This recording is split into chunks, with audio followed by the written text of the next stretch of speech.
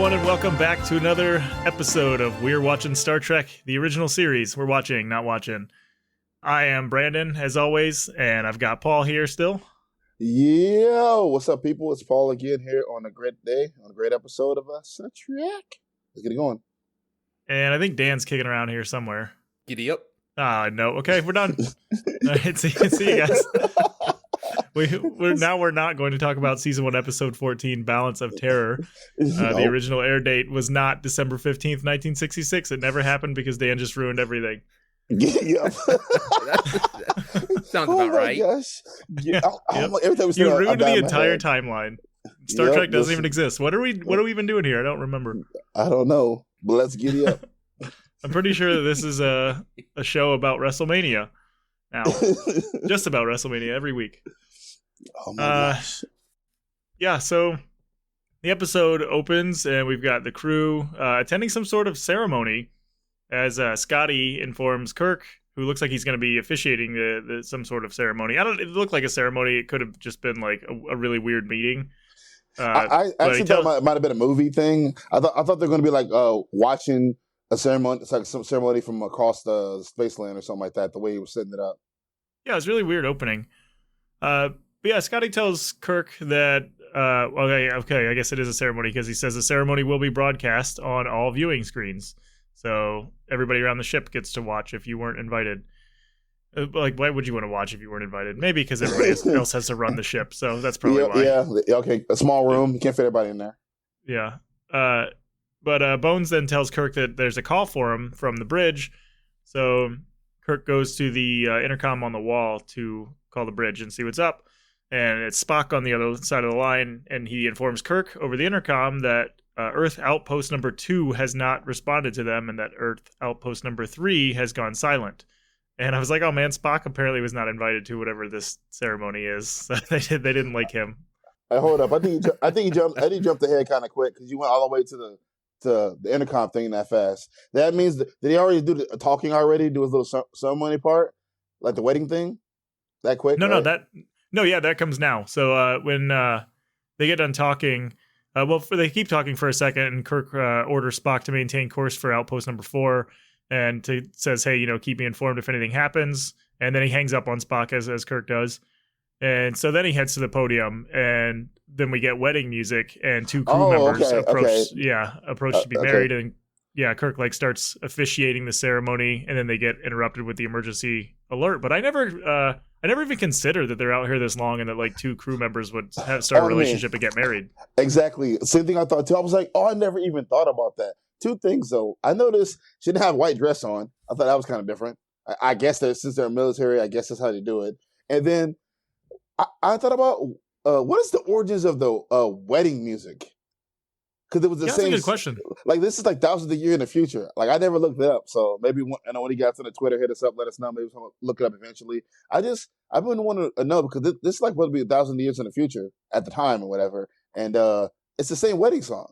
Yeah, they just spaced it up a bit, sci-fi'd it up. Yeah, so then I'm wondering when it was the first time this was played, and then why is it a wedding song, and then what, I don't know. I got curious about all that wedding stuff. So I think eventually I'm going to get online and research it myself. I just never thought about the origin of the wedding song until I heard it in the show, honestly. And what a missed opportunity to have Uhura play an instrument there or something. She's been shown to be musically talented a few times in this series. She could have been there playing it. That's good. That's a good idea too. I wondered in the beginning of the episode if that was not Scotty's daughter, because he walked her down the aisle. Yeah, he did. But they didn't say that he ever has any like kids on board or anything. No, I assumed it was because she picked the ranking officer. Because you got to think about it. You're out there, you know, probably your family probably don't travel with you. So I'm assuming that's somebody she respected whatever, to walk her down the aisle. Or they were just trying to get Scotty into the scene. Yeah. Because you got to think about it. This is the first episode in a long time. We got everybody here except for Spock. He's not allowed to be there. Yeah. Well, he probably doesn't want to be there in all honesty. No, I mean everybody like in the episode in general. I mean everybody like in this room. Oh yeah. I mean, okay. Here, Yeah. Like this is first episode in a long time. Like everybody's in this episode. Like every small character, every minor character, every main crew, like everybody's in this episode. It has been a long time since we've seen everybody, so that's different. I also just pictured, like, when you were mentioning that she wasn't wearing a white dress, what if they just put her in an all-white Starfleet uniform? Yeah, or something. Like, that would have been really weird. Yeah, I don't That would've know. been pretty It's interesting to cool. look at. Like, this is my first, like, honestly, I've watched a little bit of Star Generation before. This is my first wedding I ever seen in Star Trek before. So now I'm curious about other wedding ceremonies on the show, and if they're more extravagant than this, or they did this to make it simple at the beginning, or they kept this as part of their lore. Yeah. That's what I'm curious. Do you think Kirk is an ordained minister, or can he just do this because he's a ship captain? Like, maybe they don't have, religious, like, maybe they moved beyond religious things and he's just a captain. So, like, yeah, he makes the comment about how the captain's been doing that since, they've used wooden ships. Oh, yeah. He said something about I missed that. History. Something about ordained. He said something there about that. His wording. I mean, that makes sense. I can't believe that's weird. I missed that, especially because I have to read everything in subtitles and take notes. Yeah, particularly being like the captain. I'm assuming that all captains on the ship have the right to do the wedding ceremony. Okay, that makes sense then. And that's the irony of that, and the captain not being able to ever date anybody he works with is kind of funny too. Like, you can see everybody happy. He can do all the weddings because everybody going on, and he can never find nobody. Can he forcibly marry people, like, against their will? So can he just say that he's married to somebody now because he's the captain? Like, I order you to marry this person, and they have to. He's like, Spock, phoned, you're married now. Why? Yeah, you guys are together. Oh my God, Brandon, you always go so far left every time. You're the left guy. You're like, you're the extreme guy. You're like, oh, wait a minute, what is this? Like, come on, shotgun wedding. He goes shotgun wedding, yeoman. Yeah, Dennis. Could you just imagine, though, like, he's having a really shitty day and somebody makes him mad. He's like, yeah, you know what? Well, you're married to Spock now, so. You're married to Spock now. Like, go consummate your Kirk, marriage. I just said hi. Yeah, oh, no. Oh, man. I mean, I don't know. Maybe they're both into that. Who knows? Well, it is the future. Yeah. Oh, man. But they get interrupted with an emergency alert, and Kirk goes back to the intercom, and Spock tells him that Earth Outpost 4 is reporting that they're under attack by an unknown vessel, and so Kirk orders the ship full ahead towards the outpost and orders all decks condition red.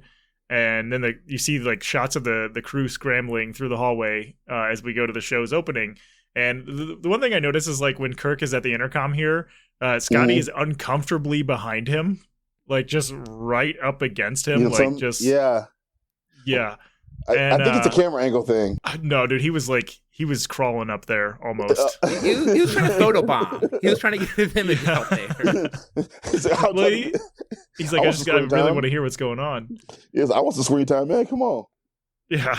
But also, I really like their alert sound. I don't know why. Like, pretty much all of their sounds on the ship, I think, I just really like. Especially just the condition red one. And I'm not going to try to, like, imitate it, but I'm listening to it in my head right now.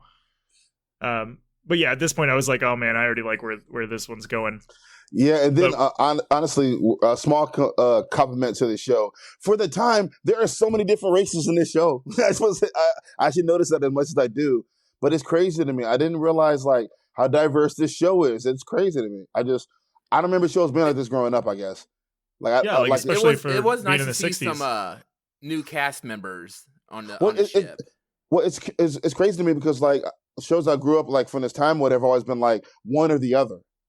Like, it's like a lot of black shows growing up, a lot of white shows growing up, like, particularly this time. And this show is so diverse and so, like, races and different, like, in the alien races and races, and, like, I don't know, it's just, man, this show's so interesting to me. I don't know what it is. That's kind of like the entire point of the series, though, too. So, like, you couldn't really accomplish that with, like, an all-white cast or, like, an all-anything cast. Like, you have to have the diversity. Right. Diversity, yeah, because you go into new worlds and everything, and discovery and learning, meet new people and things like that. I don't know. I guess I didn't realize how this show would affect me in a way. Just, I don't know, appreciating the subtleties of this show, appreciate what it was for at the time, and I don't know, just the idea of the small things about the show being generational, like the little lessons learned in here. Like, I watch the show, whatever, and I see things I can relate to, even though it's, like, before my time.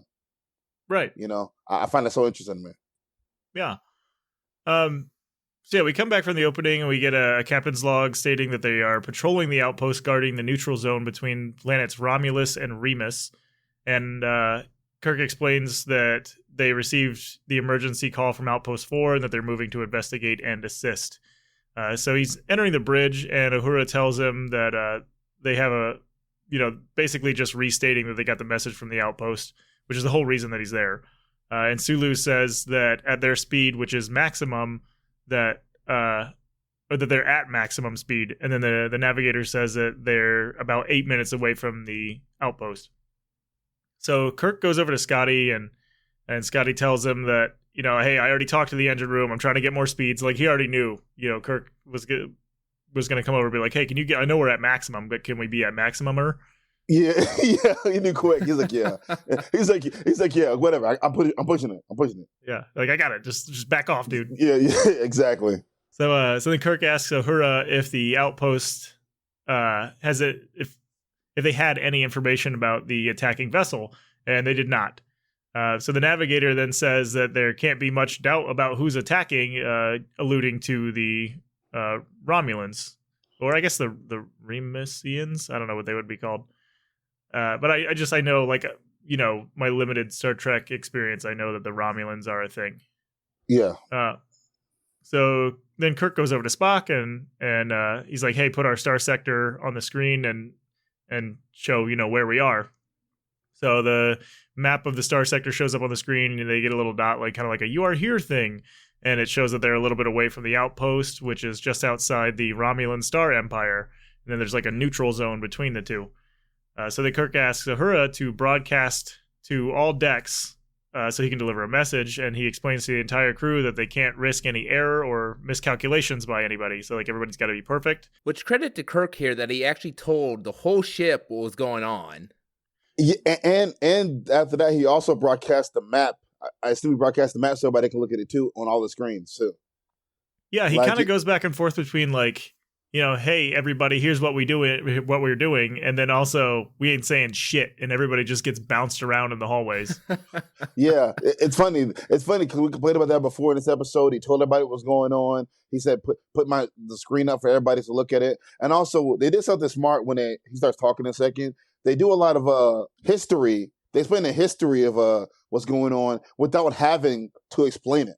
Like, they explained like really small about the war and the idea of it, and then you just fill in the blanks. Yep. It's real smart how they gave you like all the little small outline of what's going on, showed you the map, so there's a reason for a neutral zone. We're on both sides or whatever, and it kind of told you the whole history without even knowing. So I think that's really cool too. I was gonna say, at this point in the episode, the stakes already feel kind of high. Yeah, already. Yeah, there's like a really heightened sense of like urgency and emergency already, like very early on in this episode. Yep. But yeah, that's where we are here. Is like he kind of hands off the intercom to Spock, and Spock explains, tells everybody basically, hey, this is the map, this is what's going on, and he explains that the neutral zone was established after the Earth-Romulan conflict of over a century ago, and he says that the conflict was fought with, by their current standards, some pretty primitive atomic weapons, and in very primitive space vessels, which were too small to even allow captives. And they didn't even have ship-to-ship visual communications. So, like, the humans, the Romulans, and allies on either side, they've never seen each other. They have no clue what the other side even looks like. Which was so damn cool, no by the way. Blowing each other up. Dude, which is so cool. Yeah, it's so messed up and so cool, because once I thought about that, I thought, yo, I know what Romulan looks like. I was like, oh my God, this episode's about to go left quick, because they don't know what Romulans look like. I knew what they looked like, and I was like, oh yeah, this show's about to get interesting real quick as soon as they see what they look like. I knew of the Romulans, but I didn't know specifically what they looked like. So there's a lot of good stuff in here for me. I did. I knew what they looked like. So I knew, I was already excited when I heard that. I thought, oh, wait till they see what they look like. Here we go. And so it's new happens. I was like, oh, yep. This what things start going wrong immediately. So yeah. So cool. Yeah, he continues to explain to everybody that Earth believes that the Romulans are warlike and cruel and treacherous, and that the Romulans probably think the same thing about people from Earth. Which is a fair point. Yeah, I mean, if you're having like a huge war, you probably just hate the other side. Over 100 years, you assume that there's been legends passed on and stories passed on, and they're cruel what they did. They really blew us up, and we did whatever. So history. Well, from their perspective, we'd be the bad guys, though. Yeah, like I think. I mean, that's the whole way that kind of war happens, I guess, is that both sides think that they're right and the other side thinks that, the other side's wrong. And I mean, has there been a war in history where the bad guys are like, "Yep, we're definitely bad, but we're still doing this"? I don't know. Korea? I don't know. I don't know. I don't know. Is it Cuba? I don't know. Like, I have no idea. We don't care what y'all doing over there. We do what we want to do. Like, yeah, they're like, look, we're trash. We acknowledge that we're trash, but we're still just gonna keep going. We keep doing what we want to do. I have no idea.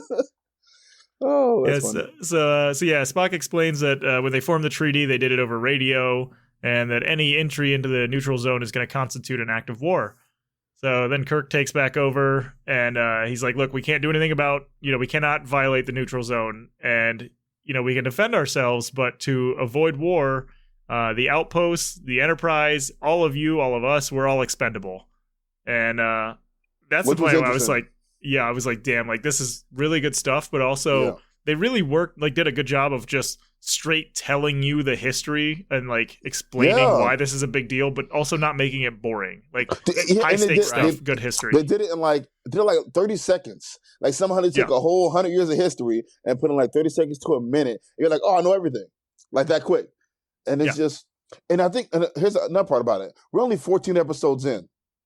So, which means they must have pre-thought about all this history stuff before they even started the show. So I'm assuming before they started the show, because think about it, we're not that far in and think, oh yeah, well let's come up with these different races, let's come up with the history here. Because you got to think about it, they're only 14 episodes in, so this had to be they had thought about this way early. You know? So I don't know. I think when you do shows like this and you start referring back to history or whatever, I'm assuming that they came up with all these stories and history and all this. So they probably got a lot more history coming on eventually, that tells what's going on and things like that. Well, it helps build the world. It's good world building. Yep, world building, yep. And I mean, here they really... I was going to say, I would love to see them actually show the war at some point. Man, what would that... I mean, they said everything was pretty primitive and it was just like atomic weapons, so I don't know if it would be like anything spectacular, but at the same time, still incredibly interesting. Especially when you, like, how did it start, How... Like, why did it end? Like, which side, or, both sides were like, okay, we got to put a stop to this. That could be a, good series. Like a Hiroshima type situation where the nuclear bombs hit and then whatever, and they realized, we went too far or something like that, and then I'm assuming. Because without ever seeing each other, it must have been like, oh, hey, I just came across a ship I didn't recognize, and I'm just going to fire on it. Yeah, and then everybody just called their friends and said, hey, I got shot, and then you go to war from there. Yeah, I think, if you think about it, if we're kind of the same history and they're just explorers like we're exploring and they're trying to expand their empire and we're trying to expand where we are at the time, maybe they just got in position of each other and they just ran into each other, realized we're here. No, we're here.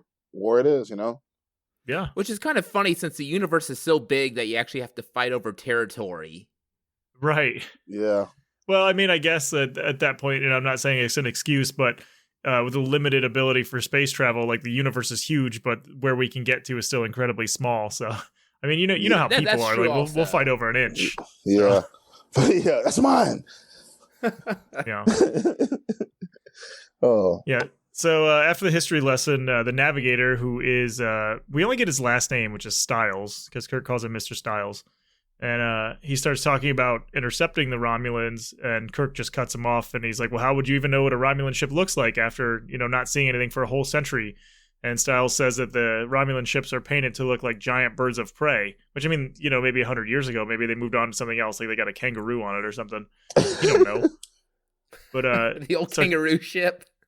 Yeah, you never know. Space kangaroo.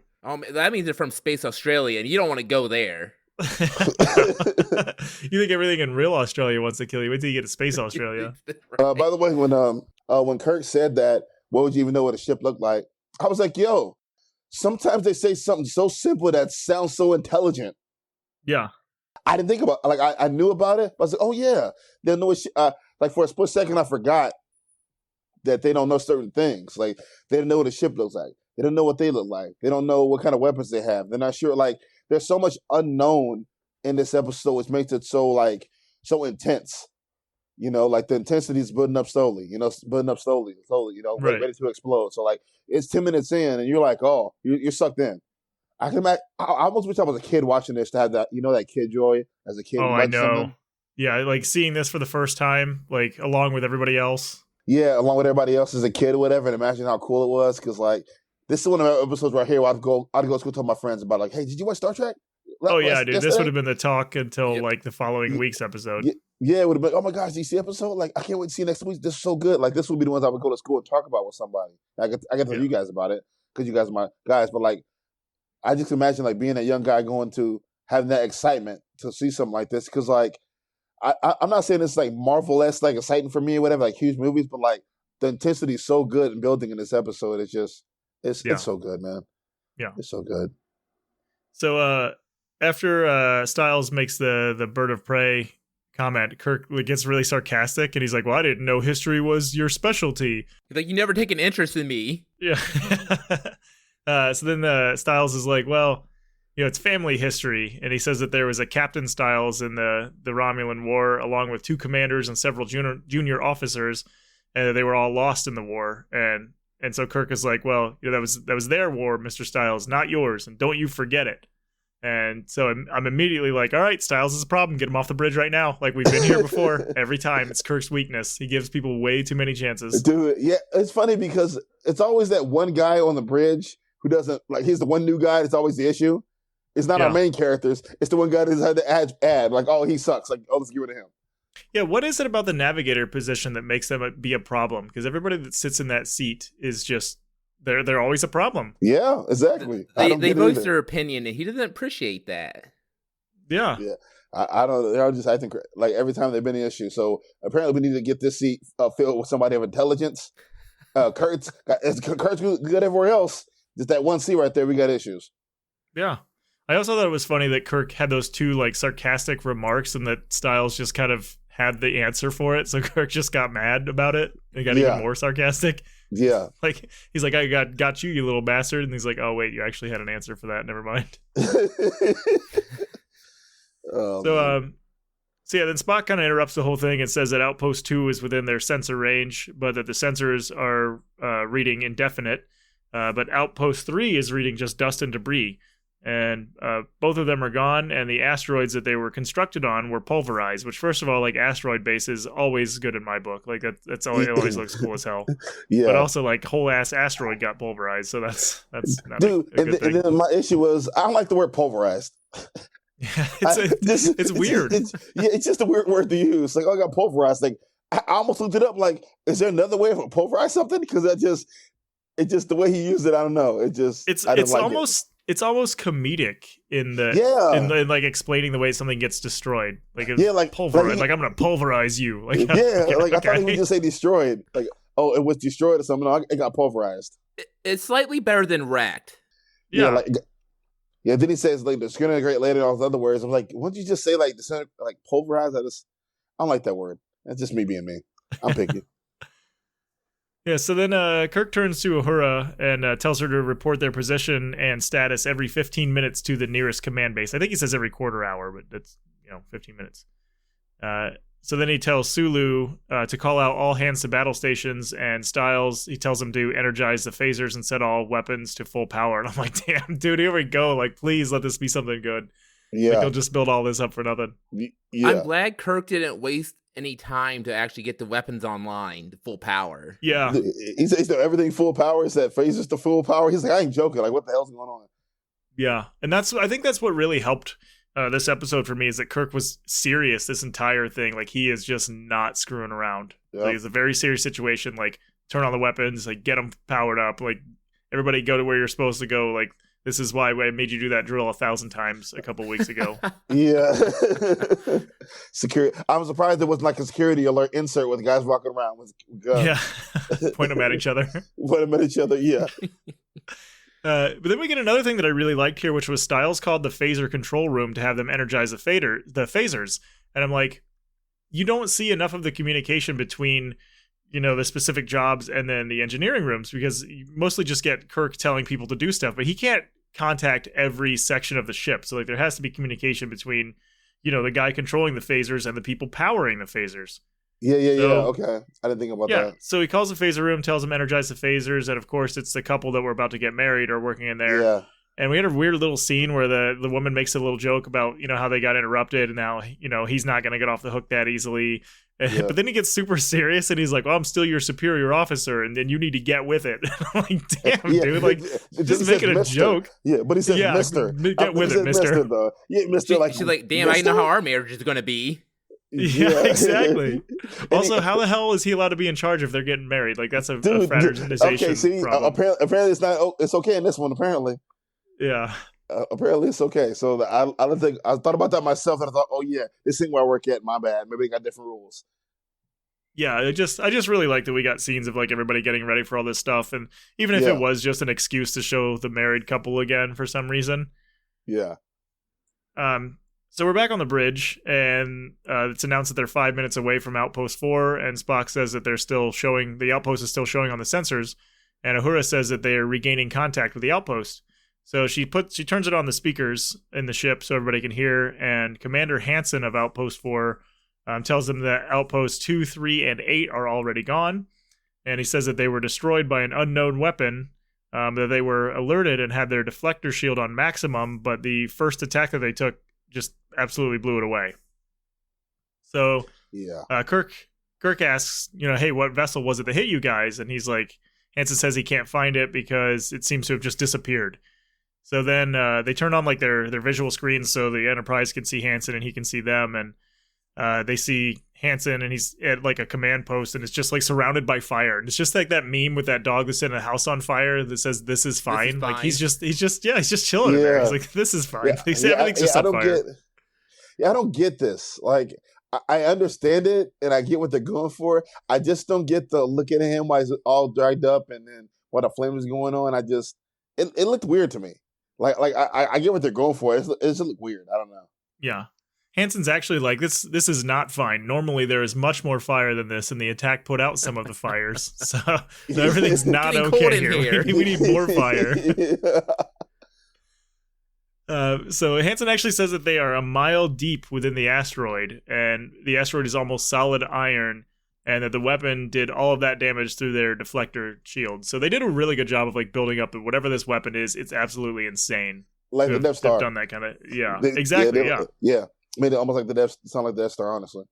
Yeah, so he goes on to say that he thinks it was a high-energy plasma weapon, but that if the vessel that fired it just fired it and then disappeared, but it's still showing on their sensors that it's out there somewhere. So he said, like, he gets finished saying that, and then he's like, wait, something's coming at my screen, and he switches to let the Enterprise be able to see his screen, and then we see a ship that comes into view from just basically out of nowhere, and Kirk is like, hey, do you have phaser capacity? Because, we're still out of range. And Hansen's like, nope, the phaser crews are all dead. Of course. Yeah, and I thought, and the irony of him being the only one to survive. Yeah. Like everybody dead, but he's like, there's not people running around. There's not people like something going on. Like he's the last one alive. I thought that was kind of weird too. Yeah. Just one of those things. But so then the enemy ship fires this like huge blast, and then it just disappears as Hansen dies. And at this point, I'm just like, Jesus Christ! Like this is so good. Like it's so stupid how much I enjoyed this episode. That's what I said, man. It was good. That's what I told Dan earlier about this. This is when I actually stopped the episode, and I was like, yeah, I'm done keeping notes. I'll watch it again when I'm done, because I knew I couldn't possibly get into the episode any more than I was and keep notes. Yeah. So I was like, you know what? Forget this. So I was like, I watched the episode. Then I watched it again a second time to keep notes. I was like, yeah, I have to, because it's really too good. And I was going to know it, but I had to look up and down. I was like, yeah, I'm just going to go. Yeah. So then Spock announces that Outpost 4 has been disintegrated and that the enemy ship has disappeared. So at least it's not pulverized. I don't know if it's good or bad. Which they saw that. Yeah. Yeah, Kirk wonders kind of out loud. He's like, well, do they have to become visible in order to fire their weapon? And then Spock says that they have a blip on their sensor and that it must be the intruder. So Kirk orders full magnification on the screen, but when they look, there's just nothing there. And so Spock is kind of musing, and he's like, well, they must have figured out how to solve the problem of needing a large amount of power to bend light in order to become invisible. Immediately, he's just like, well, he just does a Spock thing. He's like the most out there thing. And he's like, that's got to be it. Well, theoretically, they could, if they do this, and this. He's like, that's what I have an idea.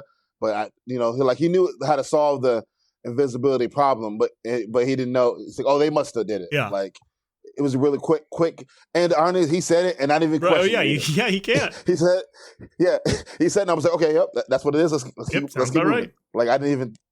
Yep. Spock knows. That's all I like about Spock. Like last time Spock just says something like, you know what? That's exactly what it is. Move on. Let's figure it out. I mean, if he would have been like, no, they're actually just throwing like a space-themed blanket over their ship. That's got to be how they're going invisible. I'd be like, you know what, Spock? I agree with that. Like, perfect. I agree with Spock. That's got to be it. Big space blanket. Like, it's just we said it. As a matter of fact, I was like, yep, sir. Yep, that's what it is. Let's move on.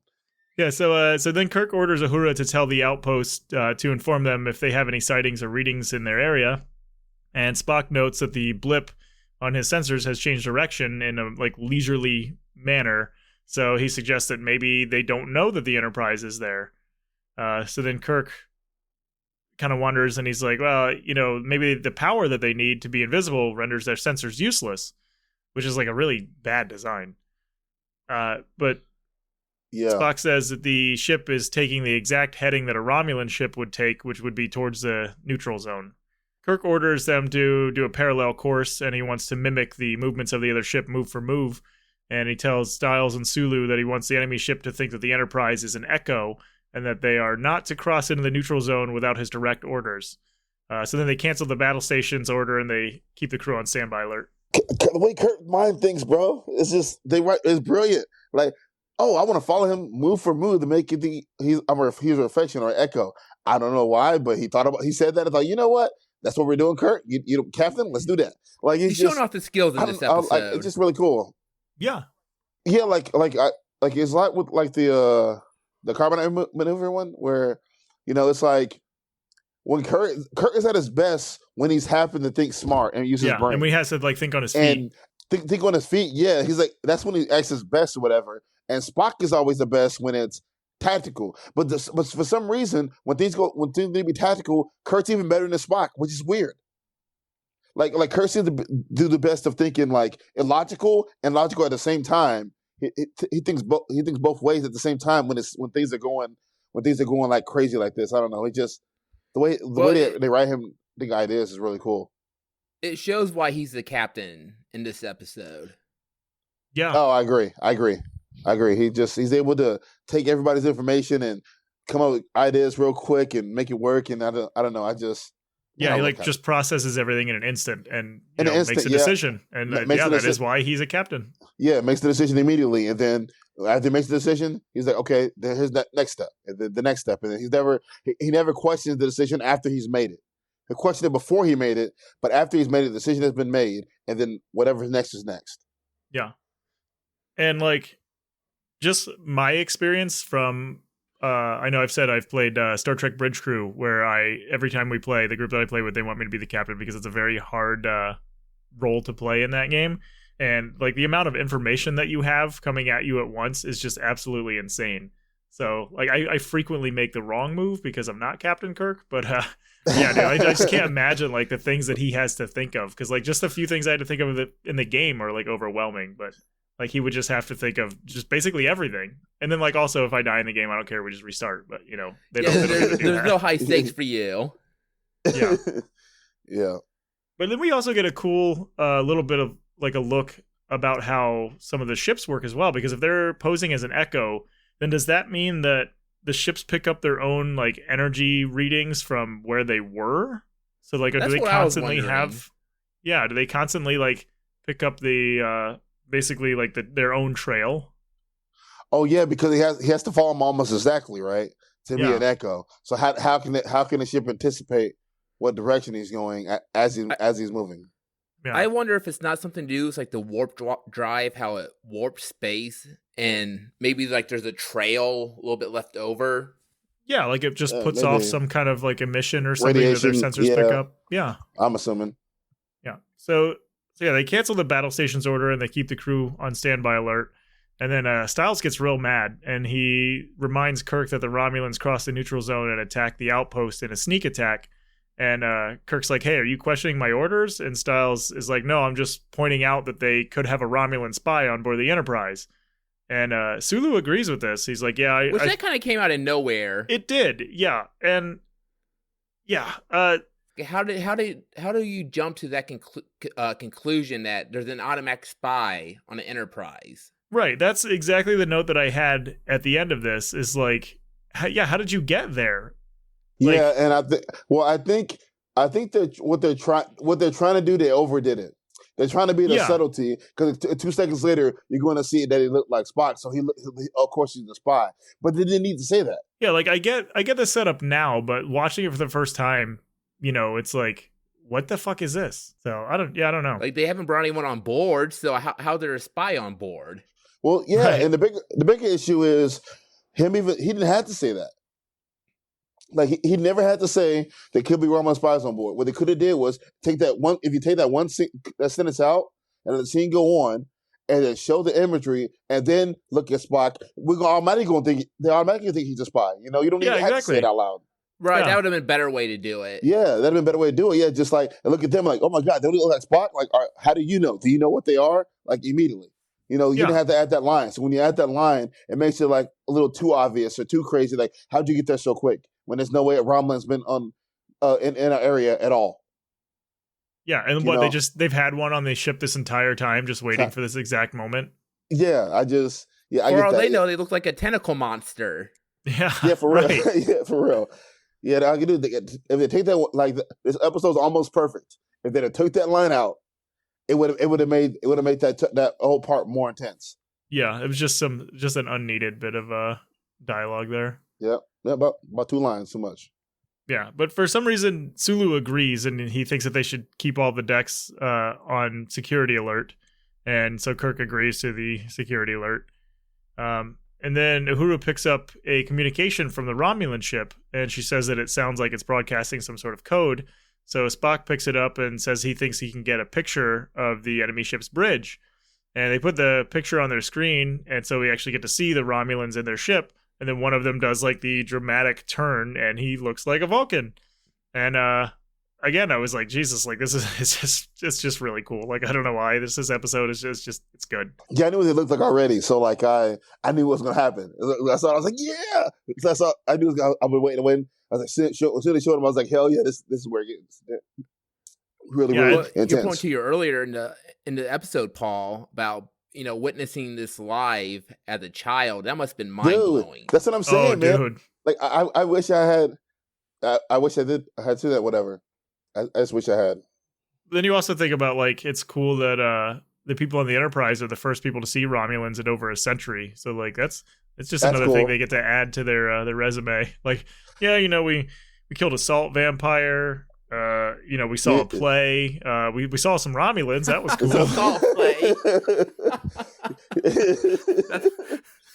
Sign up for the Enterprise. You'll see plays. And I think we saw a Shakespeare play. When they first turn their head or whatever and you see them, like, he looks good, but the guys behind him in them gold helmets, whoa.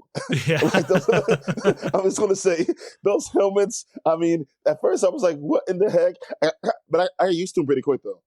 Yeah, I got over it really quick, but for a minute I was like, "What in the hell is this?" Like, I was laughing though, like, about it. It's like it's just a weird costume design that, like, it took me a minute, but I was over it. I thought it was, like, really cool at the beginning. I was like, like, what are these helmets? What is this? It's just, at the risk of jumping ahead just a little bit, since you mentioned the helmets, 2 people on that ship didn't wear a helmet, and you saw what happened to the one. If he had a helmet, he would have been all right. Oh, you need the construction helmet on your head, huh? Yeah. I like that. That's somehow a piece of okay. Never. I'm gonna get to that later. So yeah, we go to the commercial break, and then we come back. Kirk is walking around the bridge, and he goes to ask Uhura about decoding the signal that they intercepted. And Styles kind of gets under his breath. He's like, "Just give it to Spock." And so Kirk is like, "Oh, I'm sorry. Can you repeat that? Like, what'd you say?" And Styles is like, "Oh yeah, it was nothing." And I'm like, "You fucking bitch! Like, if you got something to say, then say it. It was nothing." The people that whisper stuff under their breath, like, "What'd you say? What the hell? Oh, nothing. Oh, that's what I thought."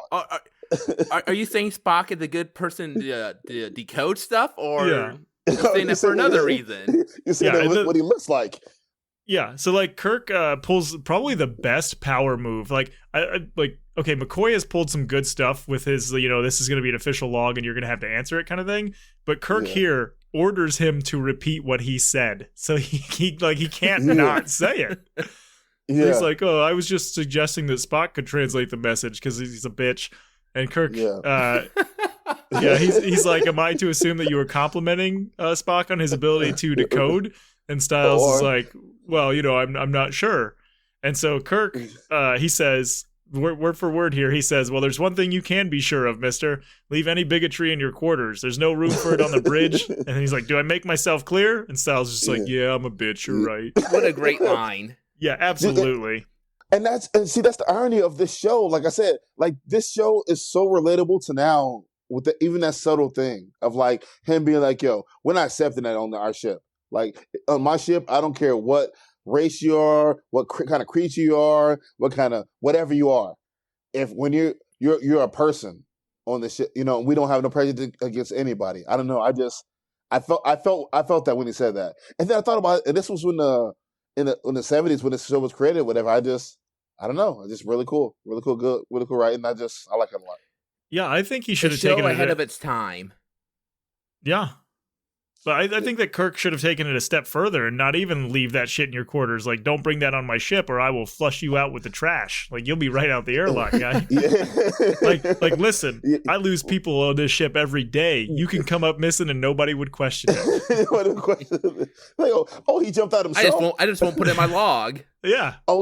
He stabbed himself in his back 4 times. Oh, okay. Yeah. Mr. Styles came in contact with some kind of space bacteria and somehow his arm fell off and his face got peeled off and then we dumped him out of the trash. So oops. That's a little gruesome, but yeah, I don't know. Like Kirk, he's like I said, strong mind, great leader. I know I like him a lot. He's written very well. Great episode so far. Yeah. And so Uhura says that the transmission that they were receiving was cut off, but she made a tape of it, which, like, hey, good for her. Like, just Smart. We're getting this message, start recording. Hell yeah. So she hands the little tape over to Spock, and he puts it in the computer to play it to kind of start going over it. But then Sulu says that he sees something ahead at an extreme range, and the ship that they were chasing, the enemy ship, just appears, so it like decloaks and changes its heading, with the Enterprise just staying with them. So then we actually go. I didn't expect this, but we go on the Romulan bridge. Which is so cool, like so yeah, smart and cool. That really caught me off guard. I really thought this whole thing would be, from the Enterprise. It's funny because it's exact opposite. The one thing I said about the last episode, the carbonite maneuver, whatever, was this is almost the same damn show episode, except this time we get to see the other side. Yeah, so we get to see what's going on. I thought it was really cool to see the dynamic of both dynamic on both ships. Front captains. I thought it was cool. Yeah. Which was a complaint of mine of that episode, is that we didn't get to see the other side. Yeah. Right. Yeah. So yeah, on the Romulan bridge, their commander, who never gets a name, they always just call him Commander, and one of the other Romulans are discussing how they're being followed, and the regular crewman he thinks it's just a reflection, but the commander thinks that the outpost may have contacted a ship, and he thinks that ship may be following them. So he wants to turn the cloaking back on. Space police. Did you guys notice that they call it Space Popo? Did you notice there was a Firebird painted at the bottom of the Romulan ship? Yeah. So when they decloak, they get that really cool bird on there, which actually I have like in my notes. Yeah, I have in my notes like it's just the design on the bottom of that ship is cool as hell, and honestly, that ship is cool. Yeah, that'd be probably be a cool model to have, huh? Yeah, shut up. You making fun of me? Whoa, no. This time I'm not making fun of you. All right, okay. Cool. I'm just saying. Like, don't you start on me again. I'm just saying, it could be a cool model to have. It would be, yes, it would be. I don't have the skill to do that, though. I bet somebody does. Yeah. Also, the Romulans, their costumes and outfits were terrible. That's the one thing I think about it. Like, they're all wearing this pink and black checkered scarves and things around them. I don't know. Okay, like I was thinking that too, but then I realized, and I was going to save this for a little bit later, but it doesn't really matter. The Romulan stuff seems to be very heavily based on like old Roman, ancient Roman that's stuff. What I like was thinking also. They have their commander. They have like their leaders, the Praetor. Oh, the Praetor. Okay. They have what was the other guy called on here? Praetor? Damn, I don't remember. Well, I'll get to it. It's in my notes here somewhere. But the one guy's name is Decius. Like, yeah, they're pretty heavily Roman inspired. Okay, so that's what I thought of their helmets. Romulan, Roman inspired. Oh, so yeah, the other guy's rank was a like centurion. skills. Yeah, the other guy was centurion. So it's more like the scales of an armor they're wearing. So that's what it's supposed to look like. Okay, I got you now. I got the idea. Maybe it's my color's the issue. Maybe it's just the color. Yeah, Like the color scheme was a little bit weird. Yeah, maybe it's more the color scheme than it is the outfit itself. Yeah. But I also noticed during this scene that the evil bad guy music that they play is the exact same one that they played when we got that shirt of Kirk's ass in the Corbomite maneuver. I still can't say it right. So like, was Kirk's ass evil? Like, I still don't understand that shot. They just keep reusing the music. The music I don't get it.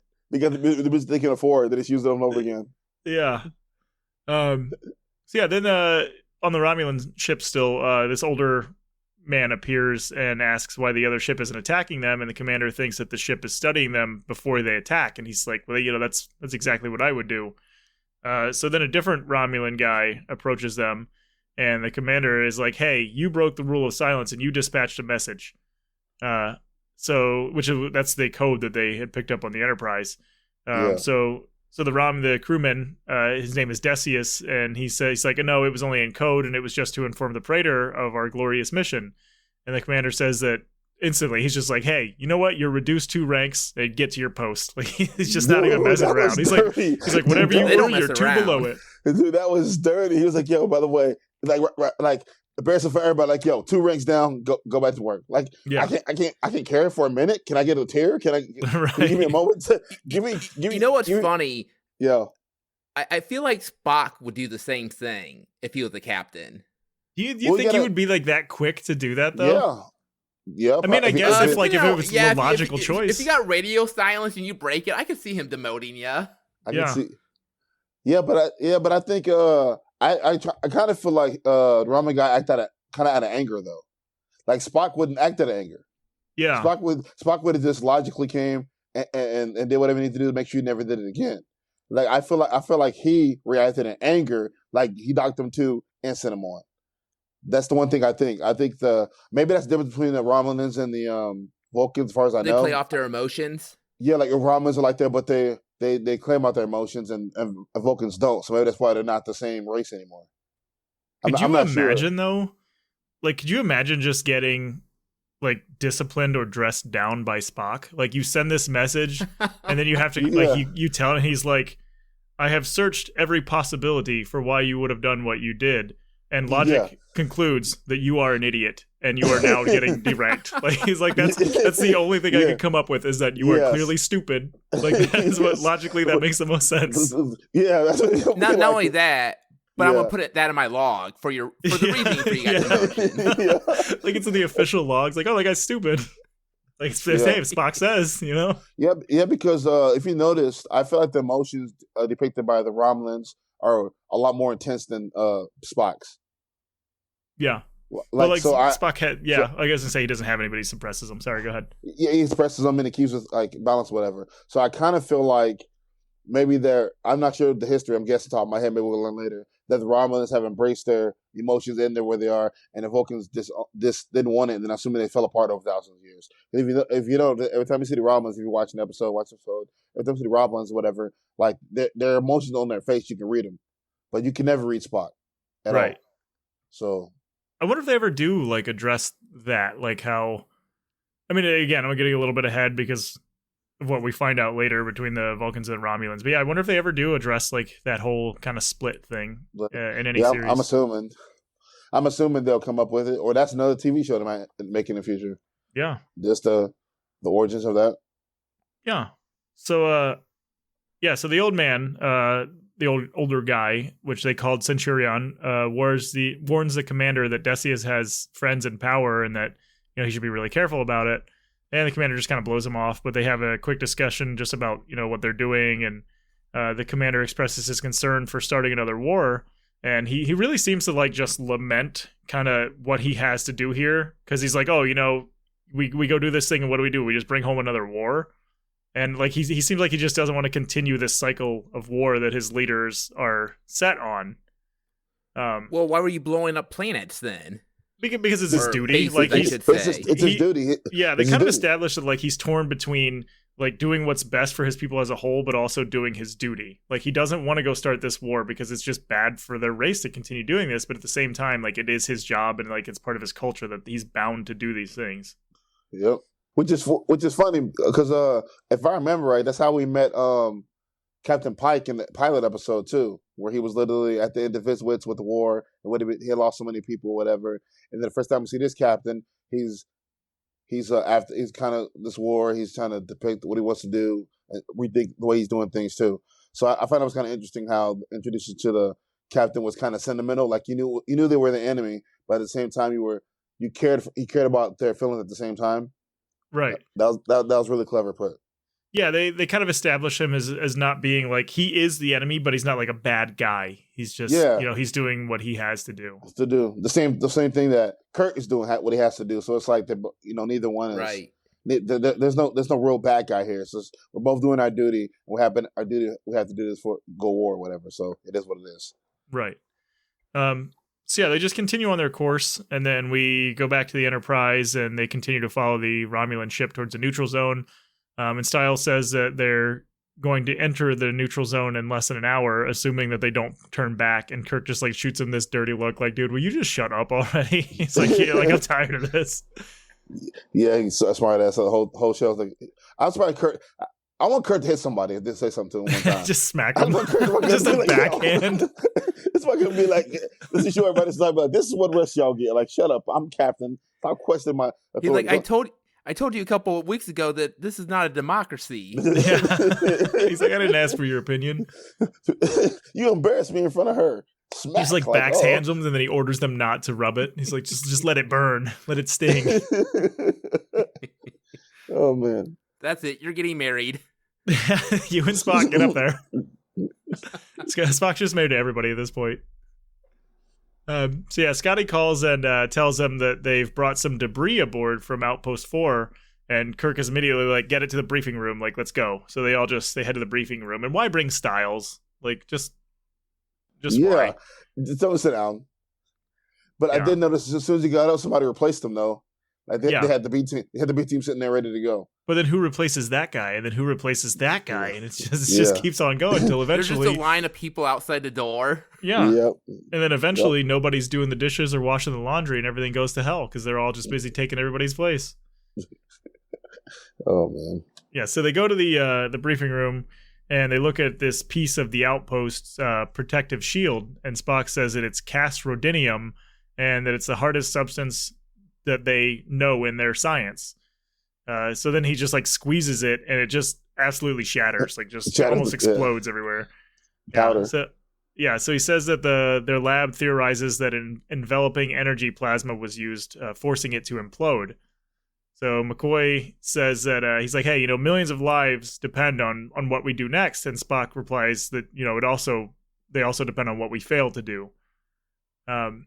So Kirk asks, he's like, hey, can we engage the Romulans with a reasonable possibility of victory? And Scotty's like, yeah, I believe we can do it. The Romulans' power it's just impulse. That's all they got. It's just impulse. Kirk understands. He's like, we could outrun the Romulans at least. And then Styles asks if it's to be used chasing them or retreating. So he's like, we're going to use our speed to go after them, or we're just going to run away. And he's like, but he said that, but he said it in like the little smart ass way, like, we're gonna do it. We're like, dude, all episode, like, Kirk, slap him, man. Smack just one. This one, just give him one back, like, or just thump him right in the middle of the head. This one time, just look at him, and be like, just one time, man. Just, grab a piece of that Kirk. Shield, the hardest material that they know, and just smack him with it. Smack him with it. Just one time. He'll never question you again. I swear, sir. Just hit him once. Then like that piece explodes and Styles is fine, and he's like, looks like we have found the hardest material in the universe because he's hard-headed as shit. That was terrible. I'm sorry. No, it works. I'm going to apologize to that one. Before that one, not great. to it. No, that was great. It was great. Yeah, so he goes on to say that they have to attack the Romulans immediately, and that he's like, hey, there's no doubt that the Romulans violated the treaty because, they're still on our side of the neutral zone. And he's not wrong. Like they definitely, did some bad stuff. But Sulu then asks how they can attack what they can't see. And Styles is like, well, we could just use our sensors to find them. And Sulu's like, well, they're not, reliable, and we would just be firing off and hoping for a lucky shot before they eventually return fire. And Styles says, hey, if we run, the Romulans are just going to report that back home. Like they're just going to report that, back to home.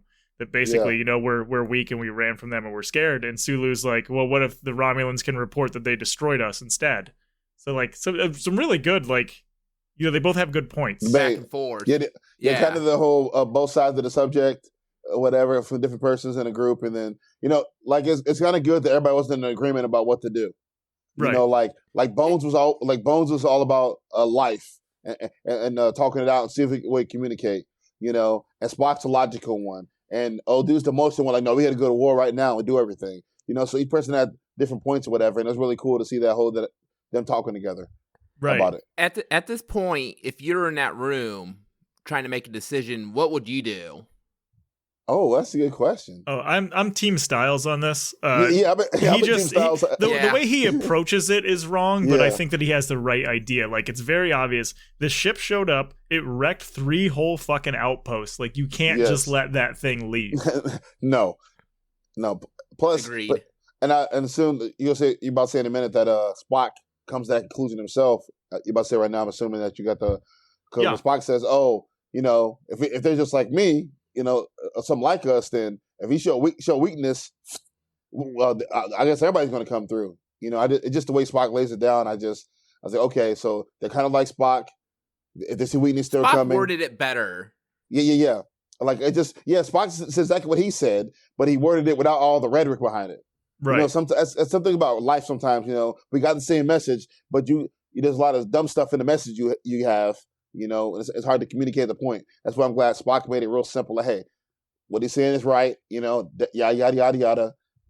We have to attack. Yeah. And he took all the BS out of it, made it plain and simple. So Dan, are you also Team Styles on this one then? Like go after the Romulans? Yeah. Yep. Well, I've been wanting a little bit more of regression anyway from the Enterprise on some things from past episodes. Yeah, they've been pretty passive in some areas where even that was a Corbomite maneuver where I can't remember the guy's name, but he's like, hey, let's shoot this damn thing, and Kirk's like, stop being an idiot, and then they end up doing it anyway. So like he was right, and Styles is right here, and Kirk did the same thing. It's like godlike beings get like a free pass, but if you're a somewhat civilization like us, we're gonna attack the shit out of you. Yeah. And it's gonna be okay. Another thing that I thought Spock was gonna disagree with him because of everything going on, and when Spock agreed with them, I agreed immediately. Because, it's kind of a thing where, Styles doesn't trust Spock, but he's backing up Styles and everything Styles is saying, though, even though, it's like a human thing would be to be the jerk and disagree with him just because, because he doesn't like me or the way he been treating me this whole time, and it's very funny that Spock doesn't even bother Spock at all. Like his bigotry don't bother Spock at all. He's like, I ain't worried about that. Like I got other things to worry about, so it's kind of cool. Well, Spock's like, you're right. You're making the logical decision. Yeah. It's just but the irony of it is what Styles says it though is so different though. That's why I don't know. Spock just they came to the same conclusion. They just took different paths to get there. Like Styles is more he's all about the aggression and avenging his family and all of that, and Spock is more like this makes he's like this makes sense to try to avoid a bigger war. Big war. So, that's where we get like after Sulu talks about what if they can report that they destroyed us, Styles gets pissed off and he stands up and he's like, hey, if we'd run from the Romulans, we're gonna guarantee a war. He's like he sings out Spock again. He's like he's the expert on these people, but he always seems to leave that point out. And now I want to know why. And Kirk's just like, hey, you just sit the fuck down for a second here, guy. He just keeps going. He just keeps going too far. Yeah, so they sit in silence for a moment, and that's where Spock is like, hey, I agree with this. We need to go attack the Romulan ship. And then, of course, Bones, he does not agree. And he's like, look, we're basing this whole thing on memories of a war from over a century ago based on a people that we've never even met face to face. But as we just talked about, he's fucking wrong. Like, they didn't just show up and be like, hey, guys, we don't like you. Like, flip you off and leave. They destroyed, 3 or 4 outposts. Yeah, exactly. Hey, sir, we took a right turn when we were supposed to take a left turn. Our bad. Yeah, can you tell us how to get back, on the other side of the neutral zone? Yeah, we just kill all these people, but can we just go home? Like, Yeah. Nah. We got a little drunk last night and we don't know how we got here. no clue. Oh. Yeah, so then Spock goes on to say that he thinks that it's likely that the Romulans are an offshoot of the Vulcans, and that that makes the need to attack them even more imperative. So McCoy's like, look, war is never imperative. And Spock is like, well, it is for them. So yeah, so Spock goes on to say that the Vulcans, he's like, look, we had our aggressive colonizing period, and that, it was savage even by Earth standards. So then he says that the Romulans retained that philosophy, and that they're like, we can't show any weakness towards that. And I feel like a Vulcan army would just be like an army of Terminators, like just logical, cold, just killing machines. Yeah, that'd be crazy. Like, God, that would just be absolutely terrifying. Can you imagine the weapons that they could make? For real. See, and that's the thing, though. We don't know nothing about. We haven't seen any Vulcan technology yet. Yeah. Well, so are all Vulcans as smart as Spock? We don't know that either, because he's the only one met so far. Like, is a species overall just more intelligent? I guess that's what I'm asking. I think the little bit that I've seen is that they're all pretty much like Spock. Yeah. But that, I think my only other experience with him comes from the Kelvin timeline, I think is what it's called, the J.J. Abrams universe. Yeah. That's the only thing with me, too. But I can't imagine they'd be much different, in the other timeline, right? I'm assuming it's still smart. As far as I know, I assume they're smart, but I'm not sure. Yeah. And then I'm assuming they're gonna have some goofy love story version of Spock eventually, and then we can see a female Vulcan eventually, because I don't know. I just haven't seen anyone but him, so I'm curious to know, is there other? And all these are guys too. Everybody on the ship are all men too. Well, yeah. An army of Spock would be terrifying just because you got the brains and the bronze. Yeah, combined. They're like they have super strength.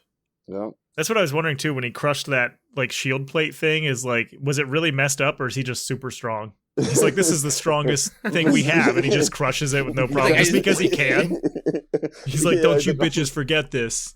Like, he just does it because he can. That's funny. Yeah. So McCoy goes on to ask, he's like, look, do we want a galactic war on our conscience? And so Kirk just ignores him, and he calls the bridge to ask for their position. And Uhura tells him that they're about 21 minutes from the treaty boundary, being the neutral zone, and that the nearest outpost will get their first message that they send out in about 3 hours. So Kirk just hangs up on her, as he does, and he tells Spock to check their course ahead.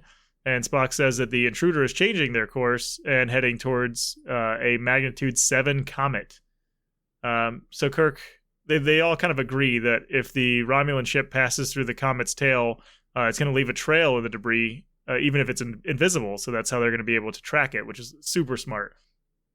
And so Kirk then orders everybody to their battle stations, and they all leave, and McCoy is like, hey, you're taking a pretty big gamble on this.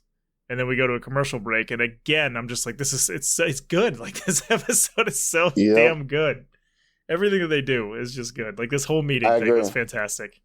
I agree. And thank goodness we don't have commercials to interrupt it. Right? Yep. Oh, I mean, better I get a commercial because then I can run to the restroom and stuff like that, Dude, can you imagine just like the commercial comes and you go get a snack or whatever, go to the restroom, and you come back and you missed a part?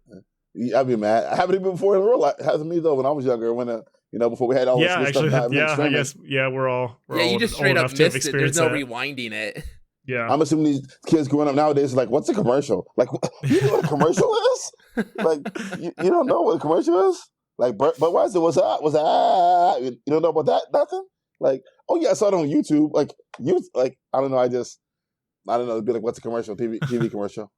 That'd be funny. I think TV is nothing but commercials now, though, sadly. That's why I don't really watch any of it. Oh, see? Neither do I. Ad-free. Same. Yeah, I ain't paying for that. I mean, we're ad-free. We're an ad-free podcast, so that's cool, I guess. Yeah, guys, hey, you want to be a sponsor on our thing? Give us some money, man. Which actually, this is a great time to tell you about our sponsor for this week. No, I'm just kidding. We don't have one. Although you know what, though? I was thinking about our format, like, I don't want to ever put ads in this, but if I did, the commercial breaks in the show would be a perfect time to throw those in there. Just throw that out. That'd be funny. But so yeah, back on the bridge of the Enterprise, they have the comet on their screen, and Kirk is asking for battle status. And Sulu says that all of the stations are manned, and Styles says that the phasers are energized and they're set for a proximity blast. So Kirk says that the moment that the Romulans enter the comet tail and become visible, they are going to swing around to the other side and catch them. And he's like, get after him, Mr. Sulu. And so, they go. And then we go back to the Romulan ship, and they're just enjoying a nice view of the comet. They're like, wow, this is really neat. I can't believe we get to see this. It's so weird. They're just like, this is real cool. Yeah. like why did they even turn towards cool. that? Now we know why, because they're just going on like a sightseeing tour. Maybe that's the first time in their life they got to see a comet this close up. They want to enjoy even the comet doesn't cross the neutral zone. Part of the treaty is that comets are not allowed to go.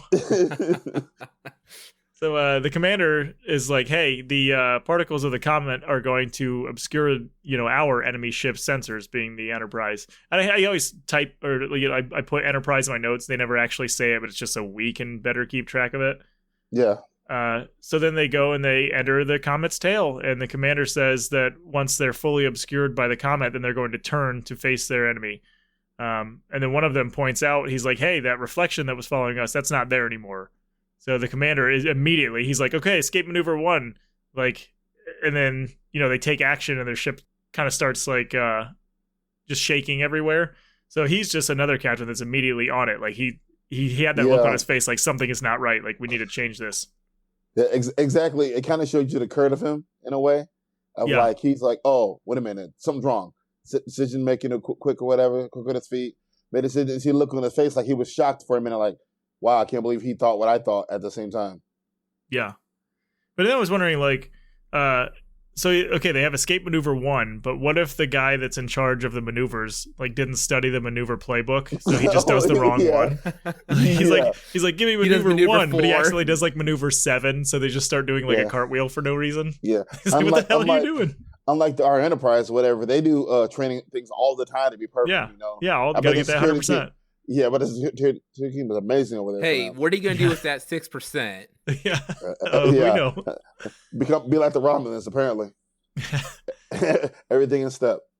Another thing I want to clarify also is you can see the emotion on his face. Yeah. Like the Romulans. That's why I'm saying I feel like it's weird. Because it's almost like Spock, except it's like they truly, you can see all the emotions on their face the whole time. The fear, the anger, the worriedness. You see everything on their face, so. Yeah, I noticed that a lot. I also know that, if I'm the commander in this situation and they're like, hey, that reflection that was following us is gone, I'm 100% dead, because I'm going to sit there and I'm going to go, it's gone. Like, what does that mean? Yeah. And I'm going to just sit there and be like, wait a minute. If that means that it's gone, then that must mean that. And then that's the moment that we explode. You find they must have turned back. Yeah. Yeah. For a minute, decision that fast, whatever on the fly. Yeah. So we go back to the Enterprise, and they are losing the Romulan ship on their sensors because of the comet. And Kirk orders them to stand by and be ready as they sit and watch their screen. But then they quickly realize, or Kirk realizes, that the Romulans have guessed their move. So Kirk orders them to turn hard to starboard. He's like, hey, they're going to turn and face us. Like, we need to get away from here. So Kirk is like, well, that's exactly what I would have done. I'm not going to underestimate this guy again. And then he orders them to... At that point, they both respect each other. Yeah, exactly. They're both just like, man, this guy's good. Yeah. So then Kirk orders them to fire blindly and just lay down a pattern of phasers, and the ship just starts firing into space, just kind of hoping to hit the Romulans. And I was like, dude, this shot of the Enterprise firing, I don't know why, it just it hits a spot for me. It looks good. It sounds good. Yeah, it does. I don't know what it is. I love that damn ship, and that was just amazing. That was cool. Yeah, the whole episode, man, just gets better and better. Yeah. So the Romulan ship just starts shaking from the blasts everywhere, because if you remember, they're using proximity blasts, so I assume that they're exploding when they get near something would be my guess. Yeah. I'm assuming. Yeah, so this is where the Romulan ship's all shaking, and then a huge piece just falls from the ceiling and smacks the Centurion, and so they go to only lift. Had a helmet, right? Exactly, but also, what the fuck was that piece? It looked like a piece of concrete.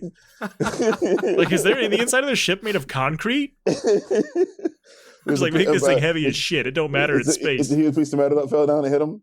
Yeah, it really looked like concrete to me. Yeah, that's funny. Oh my but then gosh. they go over and they like lift the piece off of him, and then they divert all of their power to their weapons to get ready to fire. And then we go back to the Enterprise, and their phasers have overloaded, which is weird because they didn't shoot a whole lot. But one of their control circuits have burned out. So Spock just immediately goes under a panel and just starts making repairs. And Sulu is like, Captain, are these guys surrendering? And then they all look at the screen to see just the ship appear, and it just fires its weapon. And like that was just a really good reveal for what was happening. Yeah, it looked cool. But Kirk is like, hey, emergency warp, and then the Romulan blast just keeps approaching them, so they go to full power, but they can't outrun the blast. And Sulu's like, damn, if we can just get one phaser working, we could detonate that blast with one shot.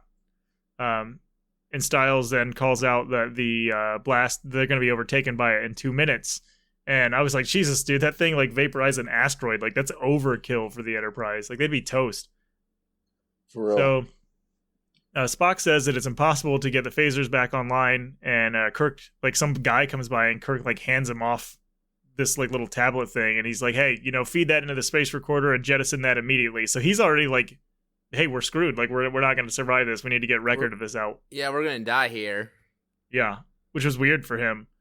But then Janice, Yeoman Rand, enters the bridge, and she comes up to him to ask if she should continue to the log entry, but he interrupts her, and he's just like, Yeoman. Just like, all like weird. Yeah. And then he just stares at her. He just looks at her. Like he wanted to say something without saying it. Yeah. Like he wanted just Yeoman. Okay. Well, you realize like every death experience they had that's been end of the world type thing, she's always came to him at the end and is holding his hand, and she's always close to him every time.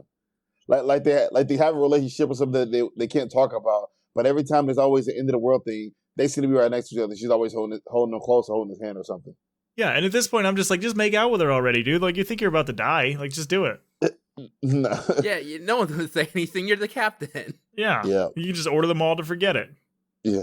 That's right. You didn't see anything.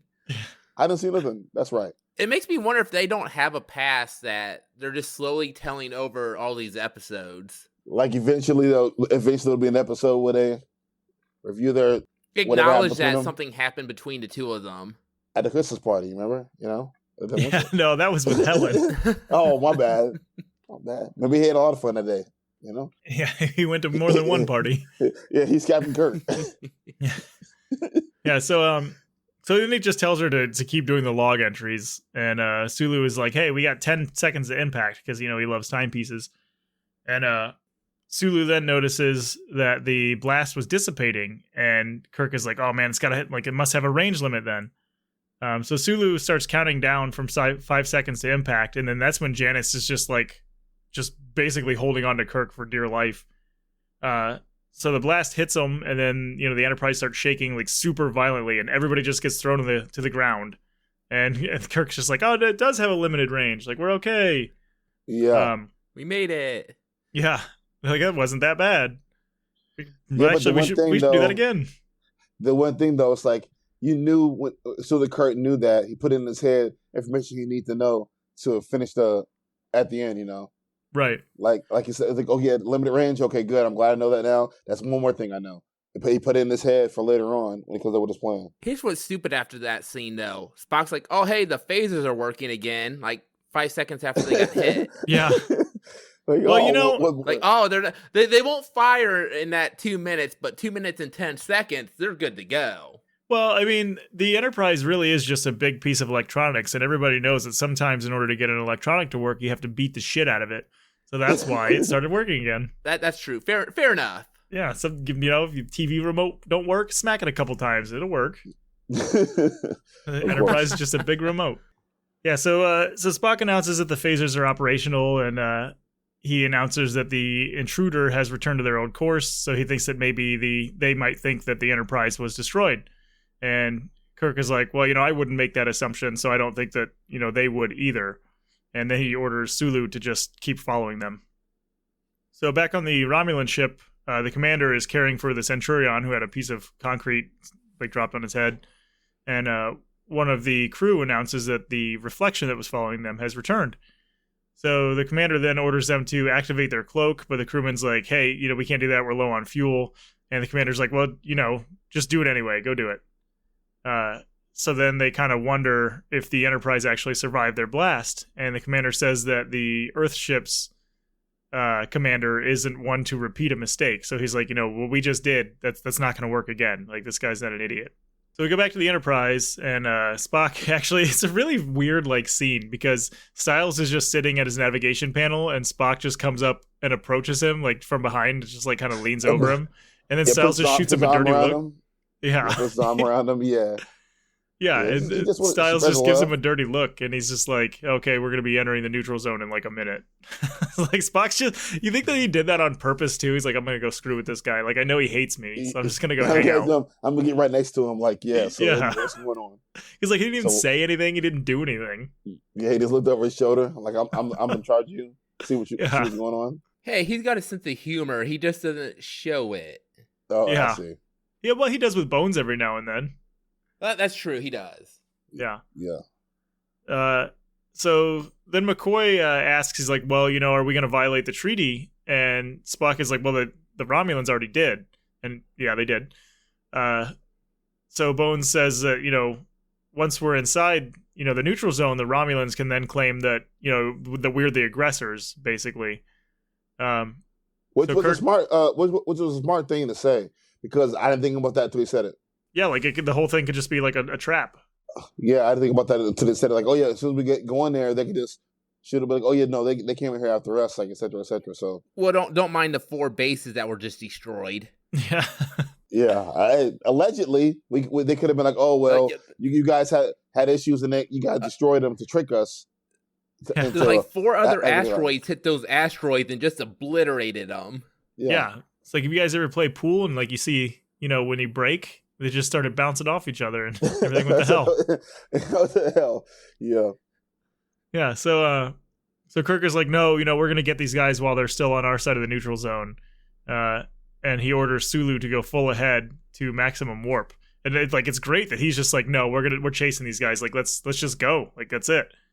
So then he tells Styles to prepare the phasers, and he says that the ship has to become visible in order to fire their weapon. And Styles is like, well, a phaser hit at this distance would take the wildest stroke of luck. And Kirk's like, yeah, I'm aware of that. I mean, that's just going to be their plan. And then the Romulans notice that the Enterprise is following them, so they just take evasive action. And then that's when the Enterprise starts firing blindly into space again. And the Romulan ship, again, it just starts rocking all over the place. Yeah. So Styles announces that they have 20 seconds before they enter the neutral zone, and Kirk tells Uhura to inform the command base that, in his opinion, they didn't have an option and that they have to go do this. So they just continue firing, and then on the Romulan ship, the Romulans see that the Centurion is dead. They're like, oh, that guy survived longer than we thought he would, having that thing basically crush him. Nobody's surprised either. The more and more I see these guys' clothes, I swear it looks like crochet outfits, man. I swear it looks like the crocheted outfits around them, and it's driving me crazy. Even if it's Roman based or whatever it is, it looks like they crocheted some outfits together, and then they made it part of their clothes. I swear it is. I wonder if that thing they have hanging over their shoulder denotes rank in any way or something like that. Well, I don't know, because I saw multiple guys with the same color. So I don't know if that's how it works. Because I noticed that our commander has a pink one on his shoulder, but I thought somebody had a pink thing around their waist. Oh, okay, yeah, I don't know then. Yeah, I didn't notice that. Yeah, but I'm not sure I saw that they were different colors. I didn't see who had what colors. Who had what? Yeah. I'm not sure. I think I saw somebody with similar colors earlier. Not 100% sure, but man, the helmets are ugly. Oh my gosh, they're so ugly. I'm gonna get you one. Dude, I'm gonna find somebody to make you one, and you're gonna have to wear it because it's a gift. I'm gonna have to wear it. Just take up my helmet. Oh my god, it's so ugly. You have to wear it to work. Here's your Halloween costume. Oh, get out of here! That's my new hat. Yeah. So one of the Romulan crew asks their commander why they're not firing back, and he just refuses and says that he thinks the other commander is trying to get them to waste their energy. He thinks that they know that they're running out of fuel, which I don't know how Spock or how Kirk would know that, but so then he orders them to put. Remember, you got to remember, Spock's been telling them the whole time that it takes a large amount of energy to keep the cloak up. Yeah. Yeah, Yeah. Okay. Yeah, that's fair. Yeah, that's true. That's true. So I assume they kind of Spock gave him the idea of how much, like they got to be running low by now because there's no way to have a nigga power source that powerful enough to fire the weapon and be that cloak that long. So I'm assuming he used that to say, oh, they're definitely gonna run out of power sooner or later. But you got to remember that's the same thing that happened between the other ship in the other episode, the carbonite maneuver. Yeah. Whatever. Where they tried too hard and ran out of fuel. Yeah, talking about trying to run out of power, whatever. So I thought that it was kind of something they use a lot to power as a way to show that this ship's getting weaker. Yeah, that's fair. So the commander then orders all of their debris to be put into disposal tubes, including the body of the Centurion. And then we go back to the Enterprise, and Spock announces that the motion sensor signal has stopped, and so Kirk orders them to stop firing. And then Sulu says, he's like, hey, we're picking up a bunch of debris. And Spock says that it's vessel wreckage containing metal molds, conduit, plastiform, and a body. And he says that it's insufficient mass and that he thinks that it's not the vessel, but that it's a trick. So he thinks that they didn't destroy, the enemy ship, but they're just being tricked. Spock being Spock again. Yeah. Talking about it's not enough debris. Not enough debris. They don't make any sense to me. Real quick, too. Okay, whatever you say, Spock, cool. But I mean, I would think, I think he wouldn't, or they would all think that, if you think you just destroyed this ship and you find 6 pieces of cardboard and a dead body, and that's not what that ship was made of, Yeah, but a lot of times obliterate it beyond all recognition. Yeah. Yeah, but this, I think it's the first episode thing I've ever watched in my entire life, destruction related, where they said there wasn't enough debris for it to actually be destroyed. That idea itself. Yeah. I've watched a lot of stuff my entire life of that ships and space and different shows or cars or whatever. I've never heard the term. I never heard them refer to it as, oh, we know that you found that debris. That's not enough debris to match what actually was destroyed. That's a clever way of making Spock even smarter. By detecting how much the mass wasn't enough mass. Right. I've never heard that used in everything I've ever did, but I've seen before. So that was kind of clever and cool to me. Yeah, just a really good observation on his part. Yep. So then Kirk orders Spock to go to his sensor probes, and Spock's like, well, there's nothing out there. I think we've lost them. And then we go to a commercial break. So we come back from the commercial to the first captain's log in a while. They haven't done a lot of these this episode, which was really surprising. Yeah. But it just explains, basically what's happened so far in the episode. And then Kirk also explains through his log that they've been silently waiting with their systems off, hoping to regain contact with the ship. Spock wants to go make some repairs, and Kirk tells him, hey, you can do that, but go be quiet. And then on the Romulan ship, they're whispering that they can't find, the enemy ship and that it must have left. But the commander thinks that it's still out there somewhere. And this immediately, to me, reminded me of, I read a Tom Clancy novel called Red Storm Rising. And there's a lot about submarine warfare in that. And that's basically what this is. There was a lot of scenes in that book where, they know that there's another sub, and it's basically the first one to make a noise loses. And that's this is it, just in space. That has to be just incredibly. Tom Clancy writes Jack Ryan, and the Jack Ryan movie, one of the Jack Ryan movies or whatever. One of the guys, who the hell is it? Sean Connery. Yeah, he is the captain of a ship, and they're literally he gets to sit the submarine and takes the submarine across the Orlando, whatever. And the way to detect them is they start singing in the submarine, and it's be able to hear the sounds. Yeah, was that Hunt for Red October? I think that might have been the one. I think that might be the one. Okay, yeah, I haven't seen it or read it, but I know of it. Yeah, I think that was one. Yeah, and that happened. So when you said that, that's what I thought about too. At the same time, about a similar thing with the whole being able to take things about being quietly and whispering. Yeah, which that has to be super tense. Just absolutely insane. Dude. I think it'd be really cool if they actually did that in here. They don't do a lot of cutting out sound in movies or whatever. When they do, cut out the sound, just hear the breathing and hear the ship, and hear everybody being quiet, try not to hear each other. The intensity of it, that'd have been really cool. How did Kirk tell the whole crew though on the ship though? Hey, y'all got to be quiet. Yeah, I was just wondering that too, because you can't come over the intercom for that. Yeah. I think there's a lot of movies though, a lot more movies like that where the intensity goes when you cut out sound, you got to be quiet or whatever. So I can imagine I'm not saying anything wrong with the show. I just imagine that moment being like a little more intense if they came up with a, like there's been much time and everybody's quiet and everything can't hear. It's like a. But this brings me to my only complaint of the episode. Here in a second, when Spock goes to get up and he accidentally hits a button. Oh, that just doesn't seem like something Spock would do. Yeah. Yeah, we'll cover that one when we get to it. Yeah, go ahead, Brandon. You keep going. Go ahead. Well, when you were asking about like how do they let the whole ship know, Dan, I just imagine like Kirk goes up to somebody at the bridge and he's like, "Hey, don't say anything, pass it down," and then they just like just pass it down the whole ship that way.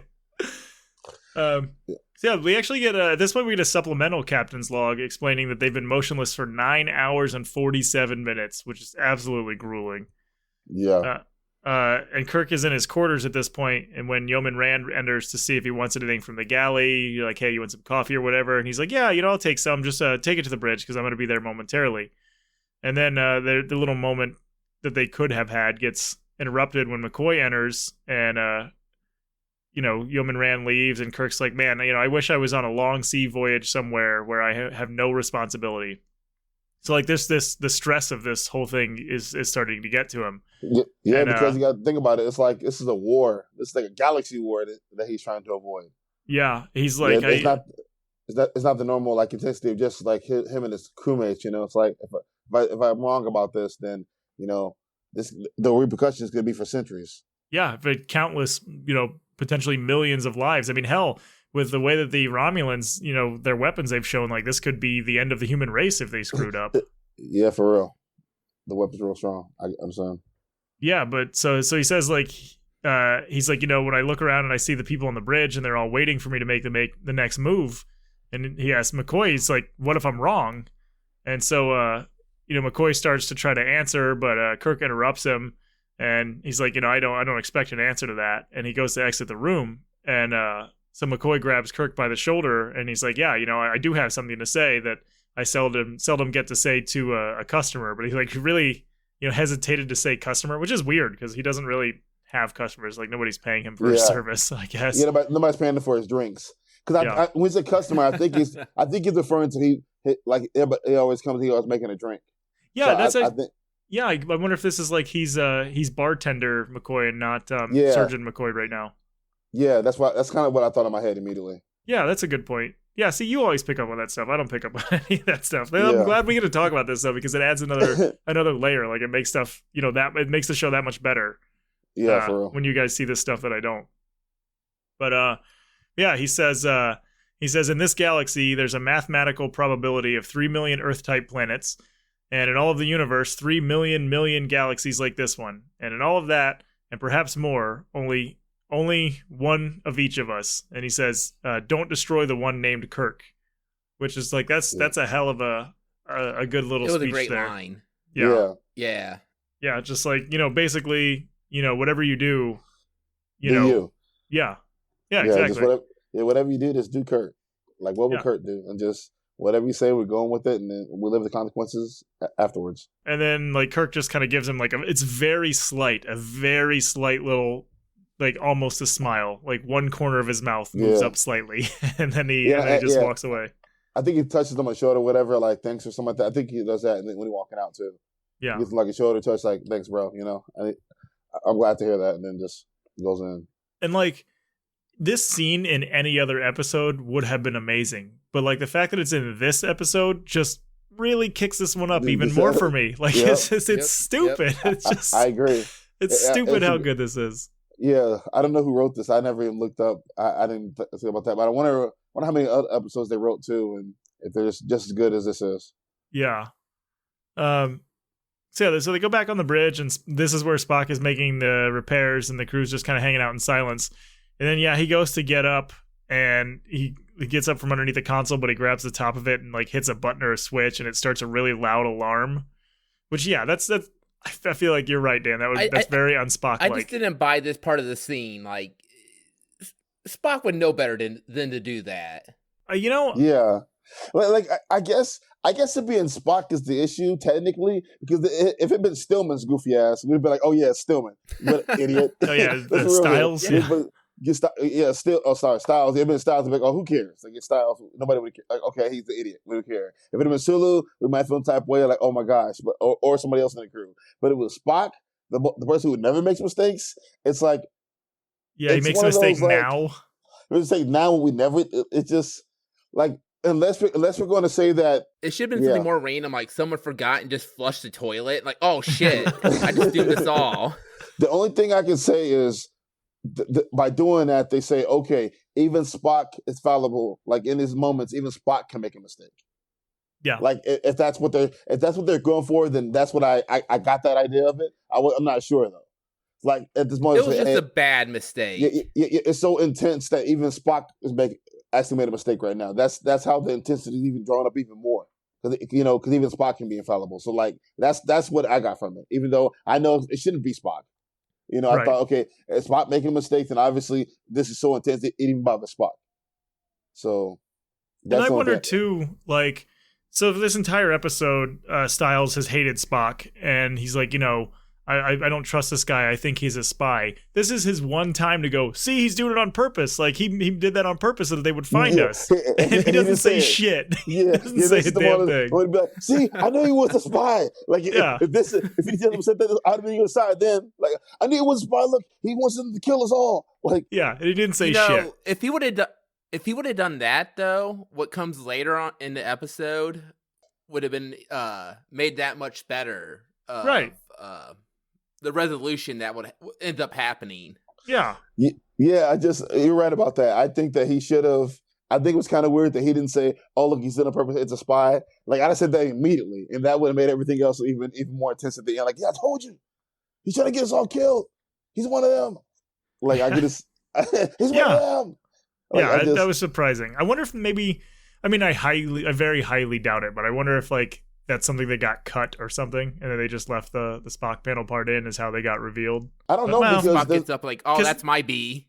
Yeah, maybe, because this does still lead into something else, so maybe this was the plan the whole time. And then his head or whatever, and like his Styles doesn't seem like he's been angry or anything. His level of intensity hasn't went up, so I don't think he would have did nothing like yelling at somebody or nothing like that. I don't think that happened. I don't think it would have worked. Yeah. But as the alarm is going off, Kirk actually has like a revelation, and he's like, no, this is fine. Like, this is good. Well, we're going to run with this. So the Romulans, they picked up the sound, and they start moving towards the Enterprise. And so Kirk orders everybody to power everything on and go reverse course, thinking that the Romulans are going to try to slip under them somehow. And so then he just starts ordering the phasers to fire. So they're like going backwards, like just shooting as they go backwards. Yeah, shoot backwards, them shooting? Yeah. Yeah. So yeah, they start firing, and the Romulan ship is shaking all over the place again, and the Romulans are like, the Romulan commander, he's like, man, the enemy commander is like a sorceress, and he just reads my thoughts in my brain. When those ones say like Kirk's like, oh man, like Kirk's the way Kirk, other captains are marveled by Kirk, like in a way that they don't understand. Like, how's this guy every time they get in a fight with somebody, Kirk finds a way. Every time, he seems to outsmart the other person, no matter who they are. That's why I can't wait for him to be like in a position where somebody with superior intelligence is really trying to kill them. Right. And I can imagine how he comes out of that, how he tthinks his way out of it, and how impressed I'll be. God, I hope we get something like that. Yeah, for real. Yeah, so the Romulan commander goes on to say that they're like, hey, our fuel supply is all but gone, and they just keep staying out of reach. And then that Decius dude, like, he just gives up. He's like, we're beaten. We're the Praetor's finest and proudest flagship, and we're beaten. It's like, dude, it's not that bad. We're not there yet. So the commander then orders them to put more debris into the tubes in order to, jettison them.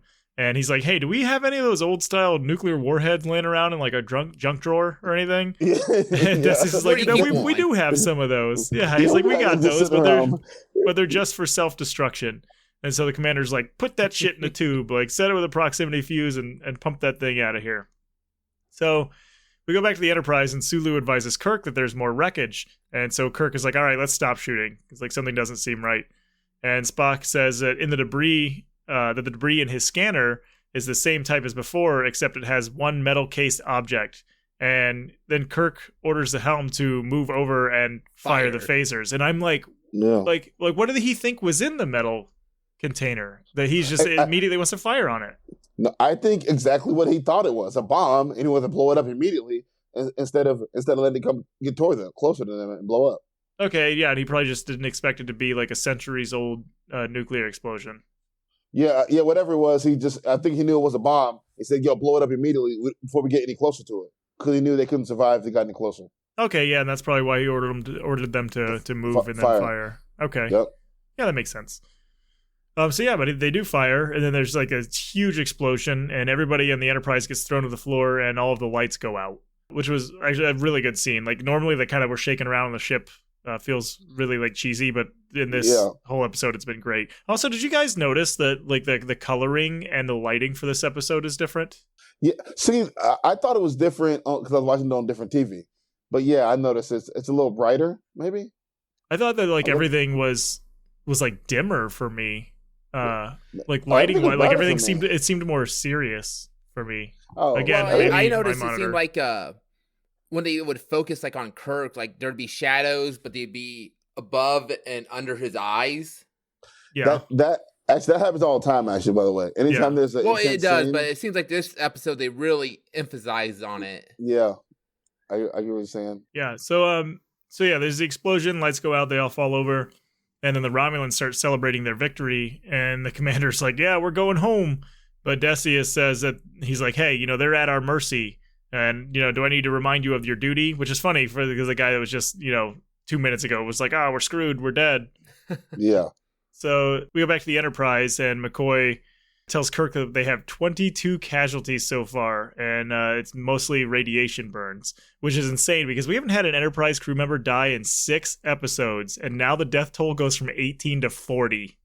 And they made it up pretty quick, see? They made it up for us. We were like, when's somebody going to die? And now 40 people, or 22 died into like a matter of a second. Yeah. Actually 23, but go ahead. So Spock reports that it was some kind of nuclear device and that their phasers detonated it from less than 100 meters away, and that the ship's damage is mainly overloads and circuit burnouts, which is insane. Like, no structural damage. I was going to say, that's a big nuclear bomb. That hit you with like radiation burns from 100 meters away. They got the chills on them. I'm willing to forgive the fact that if a nuke exploded in space like that they'd be fine because I believe there'd be no shockwave. Well, everything that I've read is that there basically would not be an explosion, and I could be wrong because I didn't do a whole lot of research, but I'm pretty sure that there wouldn't really be an explosion like that far out into space. It would basically be like nothing. Well, and also. Maybe they've come up. Maybe the nuclear explosion is not what we think of it as. Maybe it's a whole different kind of power source, different power, different ways they made it, and so maybe it's like a precursor to like an anti-gravity bomb or something like that, or antimatter bomb. Yeah, I just figure that the Enterprise is made out of some real good shit. Yeah, I do want to clarify. I watched this. I watched the episode. We're talking about it. I did want to clarify that you were right about the colors and the Romulans. Oh, really? There's all the guys around the low-level guys wearing blue skirts and then one guy's wearing a blue satchel across his shoulder, which I'm assuming he's that number in charge, whatever. And then the other guy, the captain's wearing a pink little satchel with a pink dress, little skirt thing around him. Okay. Well, crochet. It's all crocheted anyway. It looks crocheted anyway. But anyway, I just want to clarify. You're right about that. So I think maybe we'll have to post something on the Twitter with the whole Romulan color scheme, captain scheme. I'll look up and see if I can find like a ranking system to see if that is really what's going on there. Which, I mean, if it is, then damn, another good detail for whoever's making the costumes and stuff. Yep. So Scotty reports that the only weapons that they have are the forward phaser room, but the specialist Tomlinson is manning that alone. And so Styles tells Kirk, he's like, "Hey, my first assignment was in weapons control." So Kirk's like, "All right, you go do that. And Uhura, you take over navigation for Styles." And I'm just like, dude, this dude's trigger happy as fuck. Like, why are you going to put him in charge of your only weapon? Dude, oh, God, that's what I thought, too. I thought he about to start war. I thought immediately he's going to start war. He's going to press something like real quick and blow somebody up. I thought immediately. I thought that's what they were going with that episode. Yeah. Oh, dude, that's 100%. That's what I thought was about to happen. But Spock informs Kirk that they have engine power, or if they have engine power, that he wants to pull off to make some repairs, and Kirk refuses and says that, they may be able to pull the intruder back to their side of the neutral zone if they hold their position and kind of play dead. So like they're just playing possum there. The Romulans back on their ship, they report that there's still no sign of movement, and the commander points out that they've damaged themselves and their fuel's almost gone. So he kind of just doesn't want to, he doesn't want to pursue. But Decius is like, look, it's our duty to crush the Praetor's enemies, and if you're not going to do it, he's like, first of all, I don't trust the enemy captain. I'm pretty sure that they're up to something. And he's like, look, we're in the neutral zone. They're not going to come after us. If you don't want to kill these guys, then give me the glory of killing them. And the commander's like, okay, we're going to attack, but it's going to be on my order. So he's getting all the glory for it. And then we go, back to the Enterprise. Spock gets a damage report from Styles, and Styles, he goes down to the phaser room to get a damage report, and Styles is like, well, this time, we're going to handle things without your help, Vulcan. And Spock just turns around and leaves. Like, dude, nerve pinch this motherfucker. Just like pinch him right there. Yeah, for real. Shut him up. Like, when he said Vulcan, unfortunately, when he said Vulcan, I heard the N-word in my head. I mean, basically. That's what I heard him mean. I thought, you got to smack him right now, what he just said. Yeah. Well, isn't Spock also a commanding officer compared to him? Yeah. Yeah, I think he's in charge or outranks that guy. Yeah, the disrespect that he said, like he was like, okay, we need my help, whatever. Like the thing was, it doesn't bother Spock.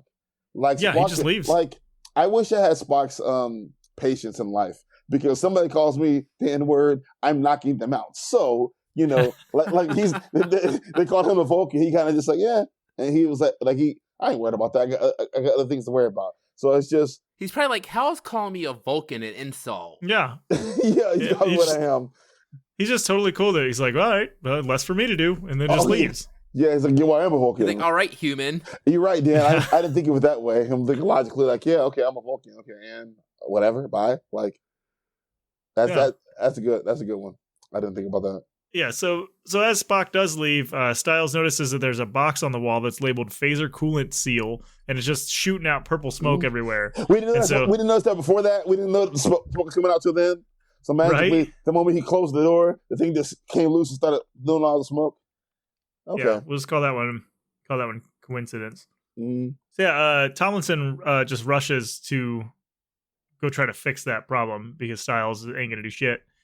And then back on the bridge, Sulu announces that the enemy vessel is becoming visible, and Kirk orders the forward phasers to stand by.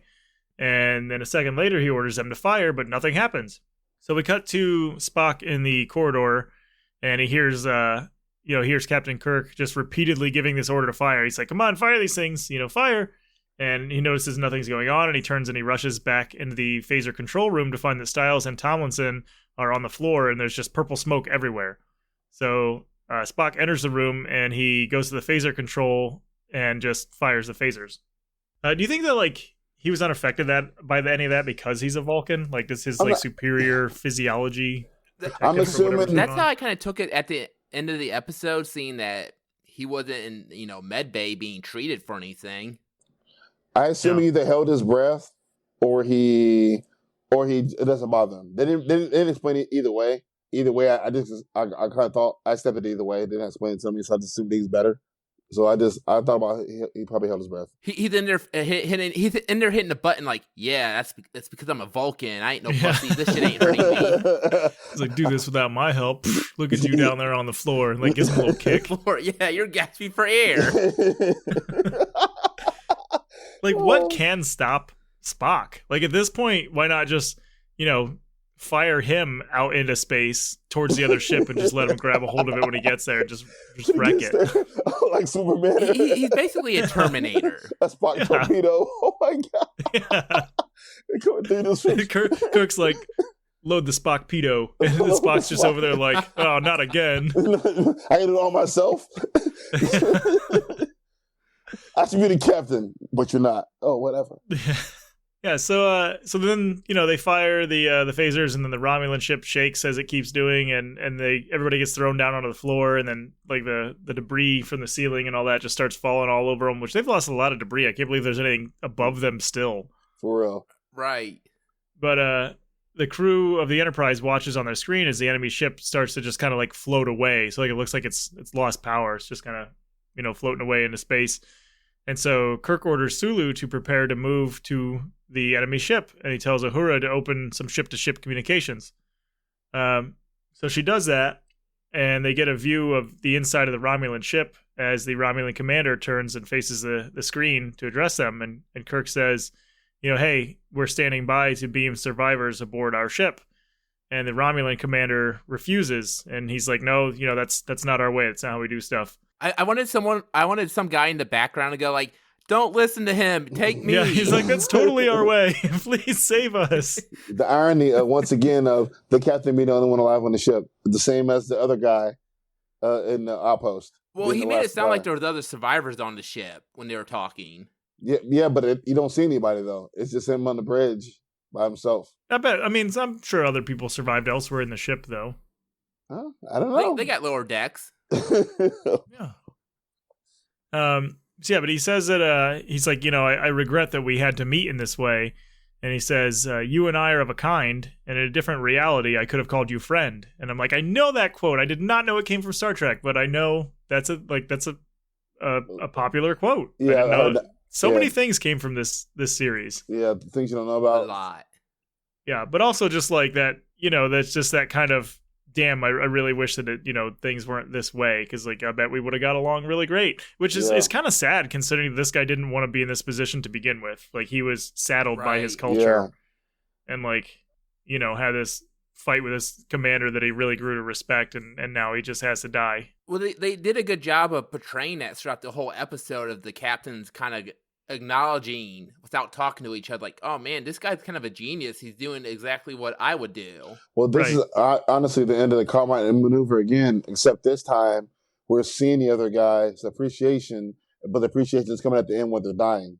So it's almost the same ending, except this guy's dying while he shows appreciation, like, hey, we had this battle. Kirk still always offers you to at the end, he always like bring a life, no matter how bad it was, you're still people to me. Can I give you help at the end? And the guy's like, that's not the way we do it, but we had a good battle. I'm about to die. It is what it is, but respect. What a great battle. What a great way to go.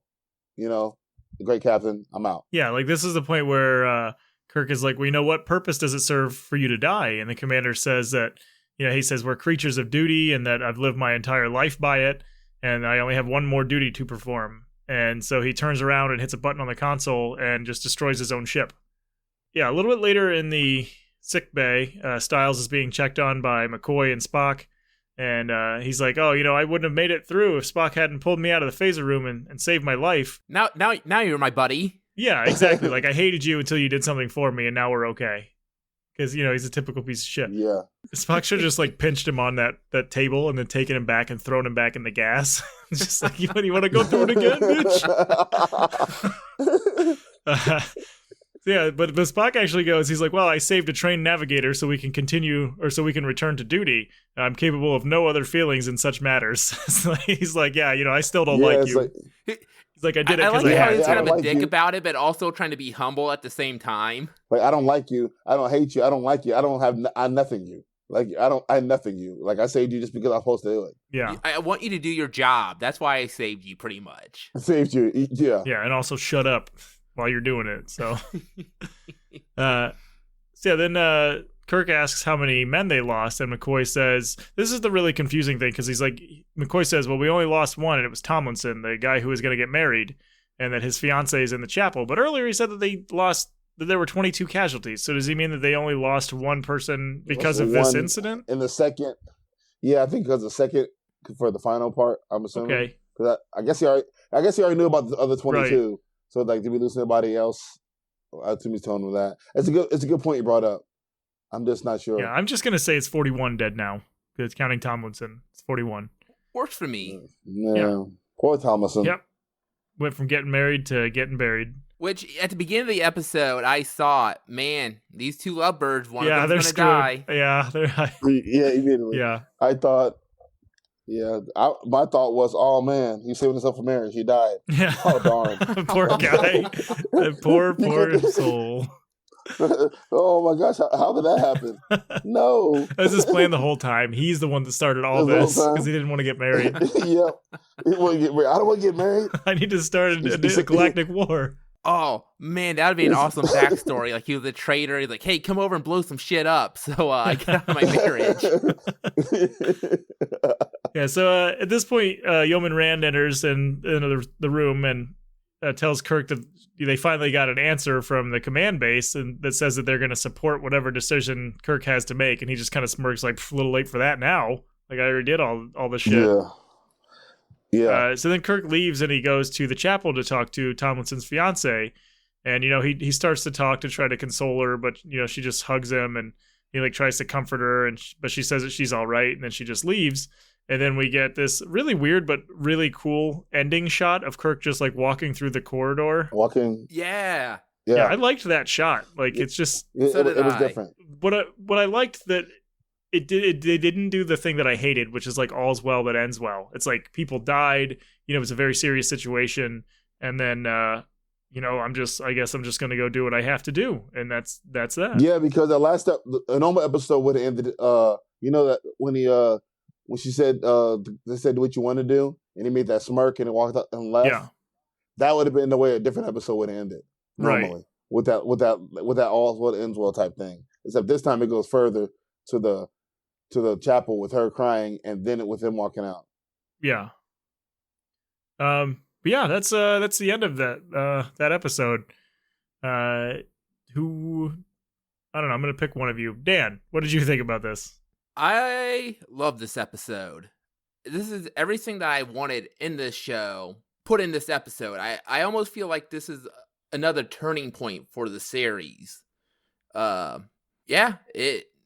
really don't have anything to complain about it, honestly, besides a few minor things, but I can overlook it. Yeah, 10 out of 10. Yeah, personally, I'm right there with you. God, it's my issue is going to be that this episode was too good. That like, can they like stay at this level or get anywhere near this again? Oh my! I'm glad you said that. That's a good way to say it. Well, from what we've heard, the show only gets better as it goes on, so I'm hoping so. Yeah, whoever wrote this got to stay on and do more because this, like you said, this is everything that I wanted in Star Trek. Like I liked the other stuff that we've gotten. It can't all be this, but man, this is right. Like my interest in this show was just kind of starting to wane, and now it's like I'm all in. Like this is everything I wanted in this show. Absolutely amazing episode. No complaints. Like we joked about some stuff, in the beginning or basically throughout the whole thing, but none of it detracted from this episode to me, and it's absolutely perfect in every way. So that's how I feel about it. But yeah, Paul. I give this a 10 giddy ups. 10 giddy ups. So you hated it. Yeah, I give it 10 giddy ups and 11 yaws. I mean, well, that's a damn good episode. Then. Boy, we're close to hootenannies. This episode was amazing. Like there are small things they could have changed here and there that are so subtle that it's just me being picky because I'm like a movie and TV junkie or a writing junkie, or me being like noticing small things that I think are kind of weird. But it's me just picking fun to enjoy it, to make fun of it for certain things it has. But there is nothing wrong with this episode. I mean, like if this had been my first episode I ever saw, I would have never stopped watching the show ever. Like if this, like, hey, you want to watch this? Here's the best episode of this. This is what the best is. But I watch this forever because it has the action, has Spot being Spotcast. Kirk at his best. Kirk is at his best literally when it's him against the world and everything, and it's just him thinking out and the way to make him think. And whoever the writers are, like whoever wrote this last episode, I wish I had to look it up myself at one too because I'm a writer, so I'm gonna look them up or whatever and just see other stuff they've written because like, man, it was so good, dude. I have no complaints. Yeah. Another thing I thought that was cool was they put like no bigotry in there. They put a lot of people, men and women in there. They put people in their position. That the whole cast was in there. The lighting was great. The CGI was great. Everything. I mean, everything about it was so cool, man. I'm a huge fan. I'm a huge fan of this episode, and I got no complaints. Nothing. I got nothing bad to say. Yeah, and then like the big overarching storyline of just like war and how, neither one of these sides, like they weren't enemies. They just, Kirk and his crew had thought they had to do something, to prevent a war. The other commander, he didn't want to do this. Like, he's saddled down by his culture and, by basically his government. And, the people that really suffered were the ones that didn't want to do it. And, like, nobody else knows. Yep. So, yeah. And now that, we as, if you guys didn't know before, now we know the Romulans look like Vulcans. Yeah. Now we know that. And that's like, oh, okay, that's got to come in big for the rest of the show. Yeah. Oh God, I hope they don't ignore it. Yeah, because that has to come in big now, because that's truly like the ultimate thing now for them. You got you got humans, you got Romulans, you got Vulcans, and then we haven't met a lot of different alien races yet, as far as I know. I mean, we have some creatures here and there, but we haven't met like a lot of different races yet that look different. Yeah. So I'm hoping that there's other races that we meet in the future. Yeah, so we're like just over the 2-hour mark at this point, so I think that's pretty much gonna be it for this one. Thanks to anybody that stuck with us through this one. Oh, yep. For real. As you guys can tell, when we really enjoy something, sometimes we get a little ham and talk a lot, but when it's good, it's fun to pick at it, make fun of it, and time just goes. Yeah, so obviously the next one we're going to cover, Season 1, Episode 15, called Shore Leave, which, Jesus, they need a leave after this one. I want it to be good, but also I'd be okay with just like 50 minutes of them hanging out at beach deck and bowling deck. So no, it's gonna be good. It has to be good. Yeah, but everybody already knows Twitter at WWST_podcast, Gmail WWSTpod@gmail.com. Favorite podcast player, we're everywhere. We're on YouTube. Leave us a rating if you'd like. We'd really appreciate it. And with that, I'm gonna go ahead and say we're done, and we'll see you next time. See you guys later. Later.